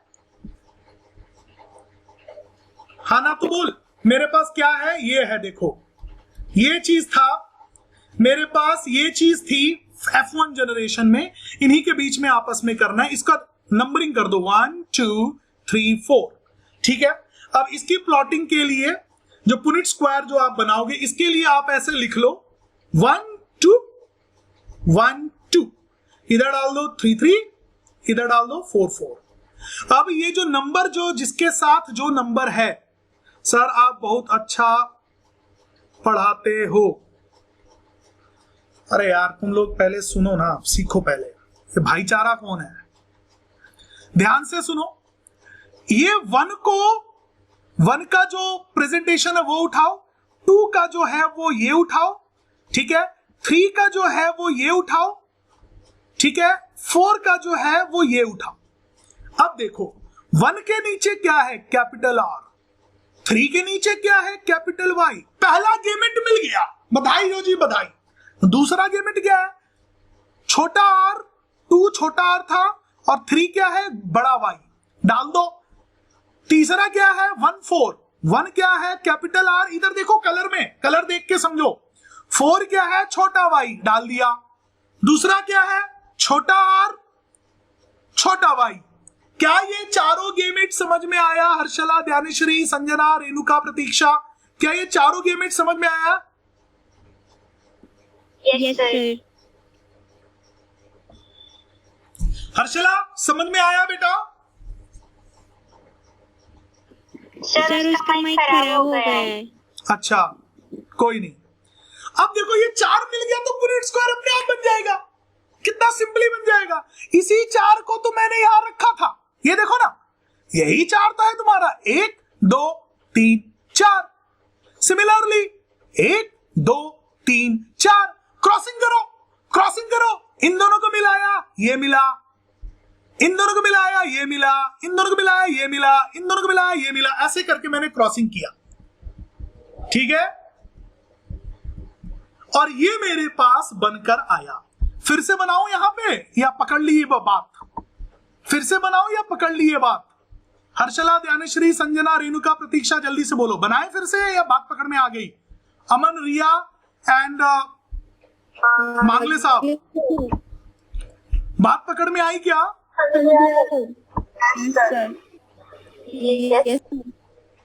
संजना बेटा समझ में आया? कोई भी बच्चा, कोई भी 2 बच्चा बोल दे कि पूरा बना दो, मैं फिर से बनाऊंगा। मेन आपके पास ये चीज देखो, मीटिंग एंड होने वाली है, जल्दी से जल्दी रिज्वाइन कर लेना जैसी अपने आप कटेगी, ठीक है, जल्दी से जल्दी रिज्वाइन कर लेना अपने आप जैसे ये मीटिंग कटेगी, ठीक है। मेन गेम होता है आपका ये पैदा करना, ये गेमेट्स को अगर आपने अरेंज ले लिया, पकड़ लिया, और इसको लर्न करने का तरीका कितना आसान था, 1 2 1 2 3 3 4 4, उठा के डाल दो, तुम्हारे पास ये लोग आ जाएंगे, फिर उसको उठा के पुनिट स्क्वायर बना दो, तुम्हारे पास रेशियो जिंदा हो जाएगी। यस और नो एवरीवन? टाइम नहीं बचा सर, क्या बोल रहे हैं? टाइम बहुत कम बचा है। हाँ टाइम बहुत कम बचा है, आई नो। तो बच्चों ये बात आपको क्लियर हो गई कि कैसे, देखो सबसे बड़ा परेशानी बच्चा लोगों को कहां होती है, इसको बनाने में होती है। ये गेमेट्स को लेकर आने में इनको दिक्कत आती है कि गेमेट्स का कौन सा एलील्स ट्रांसफर होगा, या उनको कॉम्बिनेशन जो बनाया जाता है, ये मेल एंड फीमेल को दर्शाता है, ये ग्रीन वाला पोर्शन, ठीक है। और ये जो आपका ये जो बना है, ये किससे दिखाऊं, ये ब्लैक से दिखाता हूं। ये जो चीजें बनी हैं ये बेसिकली आपकी जाइगोट फॉर्मेशन को दिखाता है, ठीक है। और ये वाली जो चीज है वो gametes, male gametes and female gametes के एलील्स को दिखाता है, ठीक है। और ये बेसिकली यूं समझ लो, ये स्पर्म बोले तो पॉलन ग्रेन्स का रोल है, इधर तुम्हारा ओव्यूल्स का रोल है, और ये फर्टिलाइज्ड जाइगोट्स बन गए ये सारे, ठीक है। तो ये गेम होता है, ठीक है, लर्न करने का तरीका, और ये आपको बताया मैंने। और ये जो है बेटा ये रेशियो है, अगर 10,000 प्लांटों में भी अगर तुम करोगे तो भी यही रेशियो से, इसी रेशियो से ऑर्गेनिजम्स के ऑफस्प्रिंग के कैरेक्टरिस्टिक्स ऐसे ही मिलेंगे, 7 साल लगा दिए, 7 इयर्स, पौधों को उगा उगा कर 7 इयर्स लगा दिए। ग्रेगर जॉन मेंडल साहब ने 7 इयर्स तक, इसने 7 to 8 इयर्स तक इस बंदे ने पौधों को लगा लगा कर उनके डेटा को कलेक्ट कर करके फाइनली इस चीज को डेवलप किया था, इस रेशियो को डेवलप किया था। और ये रेशियो इमेजिन करो मेरे प्यारे प्यारे बच्चों, ये रेशियो तुम सिर्फ डाई हाइब्रिडाइजेशन में देख रहे हो, डाई हाइब्रिड्स में देख रहे हो। इमेजिन करो मेरा स्किन का कलर, आई का कलर, उंगलियों का, लोब्स का, वॉइस का, आवाज तेज है या कम है इसकी बात कर रहा हूं, ब्रॉडरनेस का, 10 कैरेक्टरिस्टिक्स को एक साथ लेकर मेरे फादर एंड मदर का और पूरा का पूरा जनरेशन के सारे ऑफस्प्रिंग की पॉसिबिलिटी को काउंट किया जाए तो कितना कॉम्प्लेक्स हो जाएगा। इमेजिन करो कितना कॉम्प्लेक्स हो जाएगा। तुम 2 को लेकर इतना परेशान रहते थे क्यों? एक प्लांट के अंदर, एक सीड के अंदर 2 ही कैरेक्टरिस्टिक्स होती हैं। एक ह्यूमन का एग्जांपल लो, मतलब यूं समझो अगर मैं जेनेटिक्स के फील्ड में जीनियस होता, मेरी बात ले लो, चलो अपने पे मत लो, मेरे पे ले लो, मैं जीनियस होता और मैं सारी पॉसिबिलिटीज, हर प्रकार की चीजों को कंसीडर कर करके, मतलब 4-5 साल लगाकर मेहनत करके ये डिसाइड करता हाईएस्ट प्रोबेबिलिटी कि दिव्यांश का नेचर किस प्रकार का होगा, बड़ा होकर वो क्या बन सकता है, दिखने में कैसा होगा, इस बात को ढूंढ कर प्रिडिक्ट करने में मुझे 4-5 साल लग जाते, मैनुअली करता तो। लेकिन इतना तामझाम कोई करता नहीं है जेनेटिक्स में। सुपर कंप्यूटर्स बने हुए हैं, सारा डेटा उठाते हैं डाल देते हैं, उठाते हैं डाल देते हैं, करो कैलकुलेशन, 15 मिनट के अंदर मालूम चल जाता है ऑफस्प्रिंग का फला कैरेक्टरिस्टिक्स होगा। फोरेंसिक साइंस में इन सब चीजों का जबरदस्त इस्तेमाल किया जाता है। वो कहते हैं ना, खूनी को पकड़ लिया डीएनए टेस्ट के जरिए। तुमको मालूम है इंडियन पेनल कोड जो है वो डीएनए टेस्ट को 100% एलिजिबल नहीं मानती, क्योंकि it work on the principle of probability, और प्रोबेबिलिटी पे ना जजमेंट नहीं दिया जाता, सबूत, एविडेंस और विटनेसेस के ऊपर जजमेंट दिया जाता है। चाहे मैथ्स कितना भी सही कहे, कितनी भी प्रोबेबिलिटी बना दे, डीएनए टेस्ट से किलर को नहीं पहचाना जा सकता। वो अलग बात है, साइंस बोलेगा कि यही है 9.99999 जैसे 0.99999 यही किलर है, मैथ्स कहेगी, जेनेटिक्स कहेगी, डीएनए का एनालिसिस कहेगा, लेकिन कोर्ट उसको सजा नहीं दे सकती, क्योंकि कोर्ट उस 0.0000001% पे बोलेगी अगर ये इनोसेंट निकल गया ना तो जजमेंट गलत हो जाएगा। इसीलिए कहा जाता है बच्चों, 100 गुनहगार, 100 गिल्टी पर्सन छूट जाएं ये मंजूर, लेकिन एक इनोसेंट को सजा नहीं मिलनी चाहिए। This is how our society works and I am happy that it follows this, क्योंकि वो 100 जो बच जाएंगे ना, जो गिल्टी होंगे, जो बच जाएंगे, वो कभी ना कभी जिंदगी में जाके कुछ ना कुछ, कहीं ना कहीं उनका कर्मा उनको लेकर आएगा। लेकिन इनोसेंट को अगर सजा मिल गई तो भाई बहुत बुरा हो जाता है, वो बहुत बहुत गलत हो जाता है in the law, in the eyes of justice system. तो 100 गुनाहगार छूट जाए मंजूर, एक बेगुनाह को कभी सजा नहीं होना चाहिए। इसलिए डीएनए का फोरेंसिक में एक हेल्प की तरह लिया जाता है। कोर्ट उसको 100% तवज्जुह, इंपॉर्टेंस नहीं देती। हाँ, पुलिस वालों को, डिटेक्टिव्स को, क्राइम ब्रांच वालों को हेल्प जरूर मिलती है। उनका शक यकीन में बदलने लगता है, तो जब शक यकीन में बदलने लगता है तो सुराग ढूंढने लगते हैं, एविडेंसेस ढूंढने लगते हैं, विटनेसेस ढूंढने लगते हैं, और वो सब मिल जाता है और जो जो क्राइम वाला गिल्टी वाला होता है उसको फिर सजा मिलती है। So this is how it works.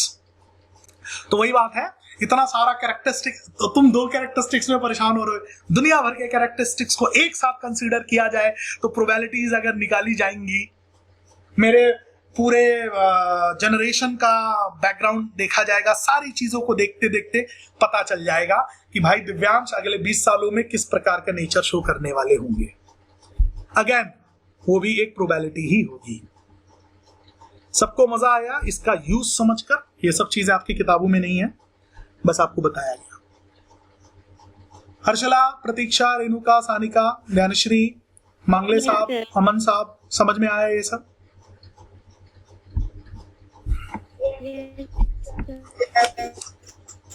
Yes, sir. Good. चलो एक लास्ट टॉपिक आपके इस चैप्टर का बच गया है, सुन लीजिए, फिर चैप्टर समाप्त। नाम है टॉपिक का sex determination of the baby in humans. इंसानों में सेक्स डिटर्मिनेशन कैसे होता है, अर्थात जब मदर के वूम में बच्चा होता है तो ऐसे कौन से फैक्टर्स होते हैं जो ये डिसाइड करते हैं कि भाई जो बच्चा 9 महीने बाद या 7 महीने बाद जो बच्चा पैदा होने वाला है वो लड़की होगा कि लड़का होगा। ये तो आप लोगों को 8th क्लास से थोड़ा थोड़ा पता है, लेकिन थोड़ा इंटरेस्टिंग सी चीज बताते हैं। कुछ ऐसे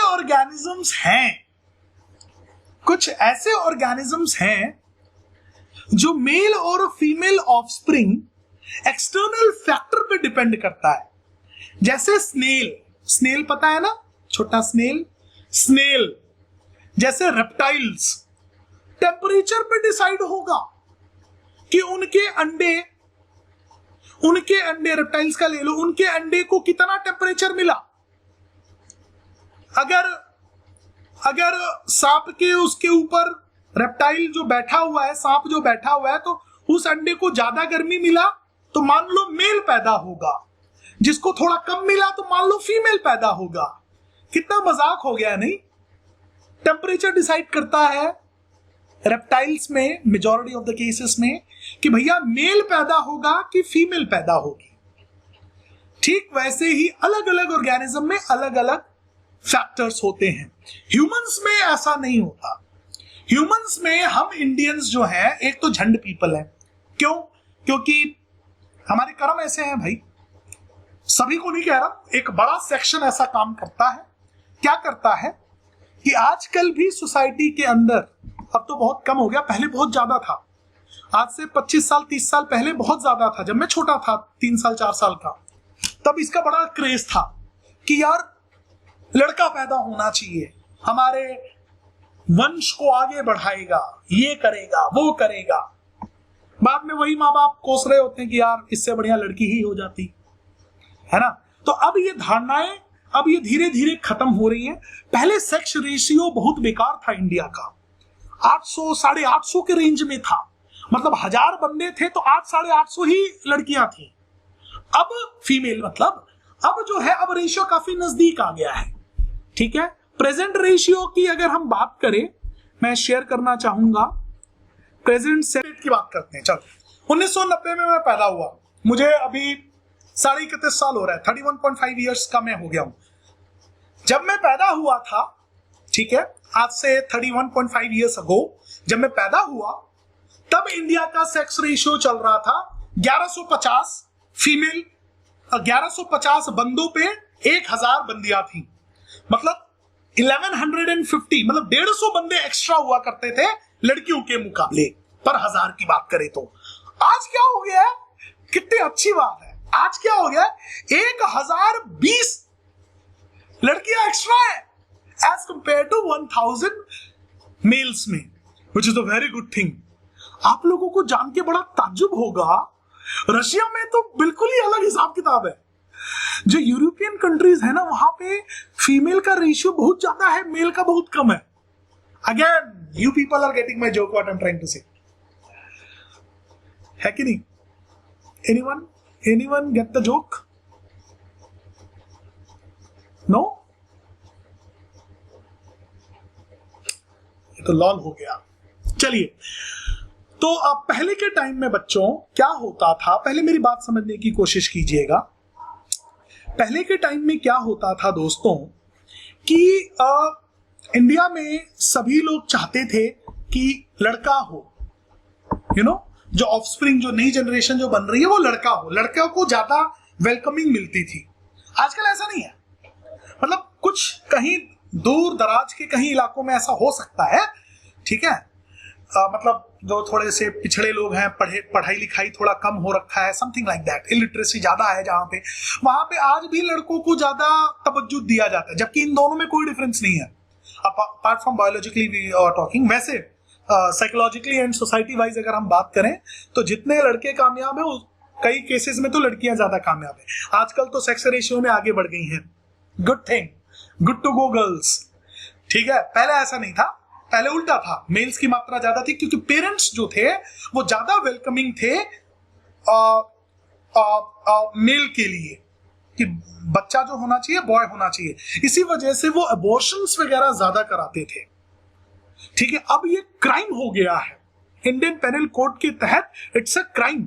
अगर आप एक बेबी का, देखो अल्ट्रासाउंड में तो भैया ऑर्गन तक का पता चल जाता है ना, जब बेबी जब वूम में होता है तो इंटरनल ऑर्गन, उसकी हार्ट बीट, उसका हार्ट का साइज, उसके किडनीज, उसके लिवर, सभी चीज क्या डॉक्टर जांच कर रहा होता है अल्ट्रासाउंड में, ठीक है। मुझे मालूम है क्योंकि मैं रिसेंटली फादर बना हूं, हर बॉडी पार्ट्स का मेरे बेबी का वो होता था, लेकिन कभी भी डॉक्टर ने स्क्रीन, ना मेरी मिसेस को, ना प्रतिभा को, मेरी वाइफ को, ना मुझे वो स्क्रीन देखने ही नहीं दिया जहां पे मेरे बेबी का रिप्रोडक्टिव ऑर्गन था। वो चीज हमको देखने ही नहीं दिया जाता था और ना हमने कभी बोला देखने को, ठीक है। वो पूरा रिपोर्ट बोलता और हमको हार्ट बीट दिखा देता, साउंड वगैरह सुनाई दे देता, हार्ट बीट का हमको साउंड सुनवाता, ठीक है। उसका मुंह हमने देखा था, मतलब क्यूट सा, मेरे पास कुछ पिक्स भी पड़ी हैं, ठीक है। सारा चीज मतलब समझ रहे हो ना, देखने के लिए तो वो ऐसा नहीं पूरा साफ साफ दिखता है, अल्ट्रासाउंड जैसा होता है वैसे ही दिखता है, बट दोस्तों उसके रिप्रोडक्टिव ऑर्गन्स को कभी नहीं दिखाया, ठीक है। यस सर, फॉरेन में बेबी शावर्स होते हैं तो उनमें तो पता लग जाता है बेटा। वो मैंने शुरू करने से पहले क्या बोला था, वी इंडियंस आर झंड पीपल। बाहर देशों में सब कुछ दिखाते हैं क्योंकि बाहर देश वाले जो हैं दे डोंट गिव एनी तवज्जो कि लड़का होगा कि लड़की होगा, बस हेल्दी हो, माँ बाप सुरक्षित रहे, बच्चा हेल्दी पैदा हो, वो डिफरेंस नहीं है। सारा रोना तो अपने यहाँ है ना। 30 साल में खुद सोच यार, 30 साल में खुद सोच, 150 बंदे फालतू थे, एक्स्ट्रा थे, और आज के डेट में thanks to rules and regulations and everything 20 लड़कियां एक्स्ट्रा हैं। वे टू गो, अच्छी बात है ना।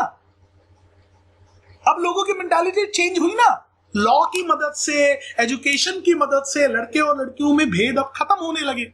It's a good thing. इसका मतलब हमारी इंडियन सोसाइटी धीरे ही सही लेकिन डेवलप हो रही है। 30 साल में यहां तक पहुंचे हैं, 31.5 साल में। डेटा तुम्हारे सामने दिखाया था, अभी अपने मन से नहीं कह रहा हूं। तो क्वेश्चन ये है, टॉपिक ये है कि भैया ये गर्ल चाइल्ड कैसे बन जाती है, बॉय चाइल्ड कैसे। रेप्टाइल्स का तो पता चल गया कि टेम्परेचर वगैरह रोल प्ले करता है कि मेल वाला स्नेक पैदा होगा कि फीमेल वाला स्नेक पैदा होगी, या टॉर्टॉइज या टर्टल्स, इसमें क्या होगा। टेम्परेचर एक मेजर रोल प्ले करता है, स्नेल वगैरह में भी रोल प्ले करता है, ये तो पता चल गया। ह्यूमंस में क्या होता है ये टॉपिक है। तो ऐसा है मेरे प्यारे प्यारे बच्चों, जरा 15, 16, 17, 18, 19, 20, 21, 22 ये जो हुआ, ये एक सेट ऐसा होता है जिसको बोलते हैं सेक्स डिटर्मिनेशन वाला क्रोमोसोम और सेक्स और gender determining chromosome, gender determining chromosome. ये रिस्पॉन्सिबल होता है, ये रिस्पॉन्सिबल होता है जेंडर के लिए। अब सीन सुनो, तो क्वेश्चन मन में आपके ये आता है, सर बाकी लोग क्या करते हैं, तो भाई एक बात बताना, सिर्फ एक ऑर्गेनिज्म के अंदर, खुद सोचो यार, खुद सोचो, एक ऑर्गेनिज्म बोले तो अपना बेबी जो है उसके अंदर खाली या तो वजाइना या तो पेनिस ही सिस्टम रहेगा क्या? आंखें नहीं रहेंगी, कान नहीं रहेगा, मुंह नहीं रहेगा, नाक नहीं रहेगा, चेस्ट, आजू बाजू, हार्ट वाट, बाकी ऑर्गन्स नहीं रहेंगे क्या? बाकी ऑर्गन सिस्टम नहीं रहेगा? हर चीज को बनाने में ऑब्वियसली रहेगा, ऑब्वियसली रहेगा। हर चीज को बनाने में वो 22 क्रोमोसोम्स काम करते हैं, और सेक्स बनाने में, जेंडर बनाने में वो एक पेयर ऑफ क्रोमोसोम काम करता है, जिसको जेंडर डिटर्मिनेशन क्रोमोसोम बोला जाता है। फीमेल में XX होता है, मेल में XY होता है। कहने का मतलब कुल मिला के 46 क्रोमोसोम होते हैं, जिसमें से 45 क्रोमोसोम मेल और फीमेल में सेम होता है। मेल और फीमेल में 45 क्रोमोसोम सेम होता है। एक क्रोमोसोम बंदे को बंदा, बंदी को बंदी बनाता है, मेल को मेल, फीमेल को फीमेल बनाता है। एक छोटा सा क्रोमोसोम। कल को कोई फेमिनिज्म पे बात करेगा ना, या कोई बोलेगा, मतलब समझ रहे हो ना, तो बोल देना, ए ज्यादा उछल मत, खाली एक क्रोमोसोम की वजह से तू ऐसा हो गया, नहीं तो तेरे तो मैं इतना धरता। समझ रहे हो नहीं समझ रहे हो? मजाकिया में ऐसे तुम लोग भाई बहन होते हो ना, हर्षला जैसे अपने भाई को पट्ट मारेगी, है कि नहीं है मीटिंग में? हाँ, जैसे हर्षला का एग्जांपल लेते हैं, हर्षला अपने भाई को पट्ट मारी है, तू बहुत ज्यादा बोलता है, अगर एक क्रोमोसोम इधर उधर हो गया होता ना तो तू छोटी बहन बनता, ठीक है, फिर तू इतना मेरे को परेशान नहीं करता। हर्षला बायोलॉजिकली स्पीकिंग सही है गलत है? ये एक क्रोमोसोम है, देखो ये बना दिया मैंने, ये बना दिया ह्यूमन मेल, ये ह्यूमन मेल का है, ठीक है। और इसी को अगर फीमेल करना है तो आप क्या कर दो जी, यहां पे इस ब्लू वाले की जगह पे आप 2XX दे दो, बस। ये अगर ये हो गया तो फीमेल हो गई, और ये हो गया तो मेल हो गया। सिर्फ एक क्रोमोसोम का फर्क है जी, ठीक है। अब देखो जी क्या होता है, बाकी पार्ट्स तो बाकी चीजें बनाने में मदद कर देती हैं। अब सुनो क्या होता है, मेल फादर है, फादर के पास XY क्रोमोसोम है, मदर जिसे फीमेल बोलेंगे, इनके पास XX क्रोमोसोम है। अगर फादर का X मदर के X से जाइगोट फॉर्मेशन में, अरे वही पुनेट स्क्वायर वाला गेम, ठीक है, अगर हुआ तो फीमेल पैदा होगी, बोले तो गर्ल पैदा होगी। और अगर फादर का Y क्रोमोसोम और मदर का X क्रोमोसोम मिलेगा तो मेल अर्थात बॉय पैदा होगा। तो हमारे सोसाइटी में हम झंड इंडियंस जो हैं वो बार बार मदर को कोसते रहते हैं, मतलब आजकल नहीं, पहले होता था ऐसा। मैं आप लोगों को बता रहा हूं, आप लोगों को जान के बड़ा ताज्जुब होगा, मैंने देखा है अपने इस छोटे से जीवन काल में, मैंने ये चीज महसूस कर चुका हूं मैं, कि कुछ इलिटरेट पीपल, गवार किस्म के लोग एक परिवार में एक फीमेल को बहुत ज्यादा कोसते हैं, बुरा भला कहते हैं, ये कैसी औरत है, बार बार लड़कियों को पैदा करती है। अरे भाई बायोलॉजिकली स्पीकिंग मदर का तो कोई कंट्रीब्यूशन ही नहीं रहा, लड़का या लड़की बनाने में फादर का कंट्रीब्यूशन हो रहा है। इनफैक्ट वो Y क्रोमोसोम का कंट्रीब्यूशन है, और वो कौन देता है? फादर देता है। पहले तो भाई यहां पे किसी को कोसने की जरूरत नहीं है, it is a chance of probability. Mother nature करती है ऐसा, प्रकृति करती है ऐसा, इसमें किसी का कोई रोल नहीं होता। तुम बोलोगे अरे कोसना ही है तो मदर को क्यों कोस रहे हो, फादर को जाके कोसो। भाई फादर को भी नहीं कोसना, it's a chance of probability. और कोसना ही क्यों, जब लड़की और लड़कियों में कोई फर्क ही नहीं है आज के डेट में। नहीं, biologically not speaking, journal speaking, उनकी सोच की, उनकी एजुकेशन की, उनकी लाइफ की सक्सेस की, जो भी आप डाल दो, वो सारी चीजों की बात हो रही है। ठीक है? तो who is responsible for a baby boy और a baby girl? It's the father, because he is the one who's providing that chromosome which determines boy or a girl. ठीक है? तो this is how in human beings boy or girl, again कोसने वाली बात किसी को नहीं है। कल को बैकफायर ही हो जाए दुनिया, पहले फीमेल को कोसा जाता था फिर मेल को कोसने लगे, ऐसा नहीं होना चाहिए। ये किसी के हाथ में नहीं है। लिटरली अगर तुम क्रोमोसोम को पकड़ पकड़ कर भी फर्टिलाइजेशन और जाइगोट फॉर्मेशन में लगे रहोगे ना, तो भी वो सक्सेस रेट नहीं पाएगा। बात समझ रहे हो कि नहीं समझ रहे हो? मतलब 100% सक्सेस रेट नहीं मिलेगा।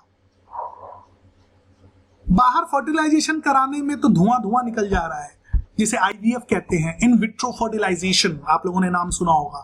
इन विट्रो फर्टिलाइजेशन करने में तो इतनी परेशानी हो जा रही है, तुम क्रोमोसोम के मतलब स्पर्म और ओवा को मिलाने के जाइगोट बनाने में डॉक्टर्स की मतलब समझ रहे हो ना, मतलब एक प्रकार से वाट लग जाती है, लैक्स ऑफ रुपीस लग जाते हैं। तुम क्रोमोसोम के लेवल पे थोड़ी मिला पाओगे। पॉसिबल है लेकिन तामझाम कितना है? क्यों? ताकि बेबी बॉय हो जाए या बेबी गर्ल हो जाए? ऐसा नहीं, ये धारणा खत्म होनी चाहिए। इसीलिए ये टॉपिक आपके कोर्स में डाला गया है, ताकि आप ये जान सकें बेबी गर्ल या बॉय में एक्चुअल में क्रोमोसोम्स का रोल प्ले होता है। इमेजिन करो, थोड़ा सा इमेजिन करो, रेप्टाइल्स की तरह हम लोग होते, गर्मी और ठंडी वाला हिसाब किताब, तो गर्मियों में पैदा होने वाले सारे लड़के ही हो जाते और सर्दियों में पैदा होने वाली सब लड़कियां ही हो जाती। तो इस वजह से ये जो क्वाइटस करते हैं, सेक्सुअल इंटरकॉर्स करते, वो हिसाब लगा के मंथ वाइज करते कि भाई गर्मियों में बच्चा पैदा होगा तो मेल ही हो जाएगा, चलो भाई इसी हिसाब से इंटरकॉर्स किया जाए कि मेल। फनी हो जाता, ऐसा होता नहीं है, फनी हो जाता अगर हम रेप्टाइल्स की तरह करते तो। थोड़ा सा है ना इंटरेस्टिंग फैक्ट ये जानने के लिए। हाँ या ना तो बोलो। हाँ सर। Yes sir. तो बच्चों, मेरे प्यारे प्यारे बच्चों, मेनी कंग्रेचुलेशंस। ऑफिशियली यहाँ पे ये चैप्टर समापन हुआ। ये आपका कोर्स में था हेरिडिटी एंड एवोल्यूशन। एक एक टॉपिक को विस्तार से आप लोगों को बताया गया। जय बाबा की सर। कौन है भाई तू? Good night. अच्छा, अच्छी बात है। मतलब मुझे बाबा बोल रहे क्या? टीचर मैं ठीक हूं बेटा, बाबा बूबा मत बना। आपका प्यारा स्टूडेंट। अच्छा, मतलब तू खुद है। यांश रावत है, मेरे को पता है। तू तेरे को मैं उठक बैठक लगाऊंगा, तू टेंशन मत ले। चलिए दोस्तों, तो यहां पे समापन हुआ। अब ये मीटिंग भी अपने आप एंड होने वाली है, ठीक है?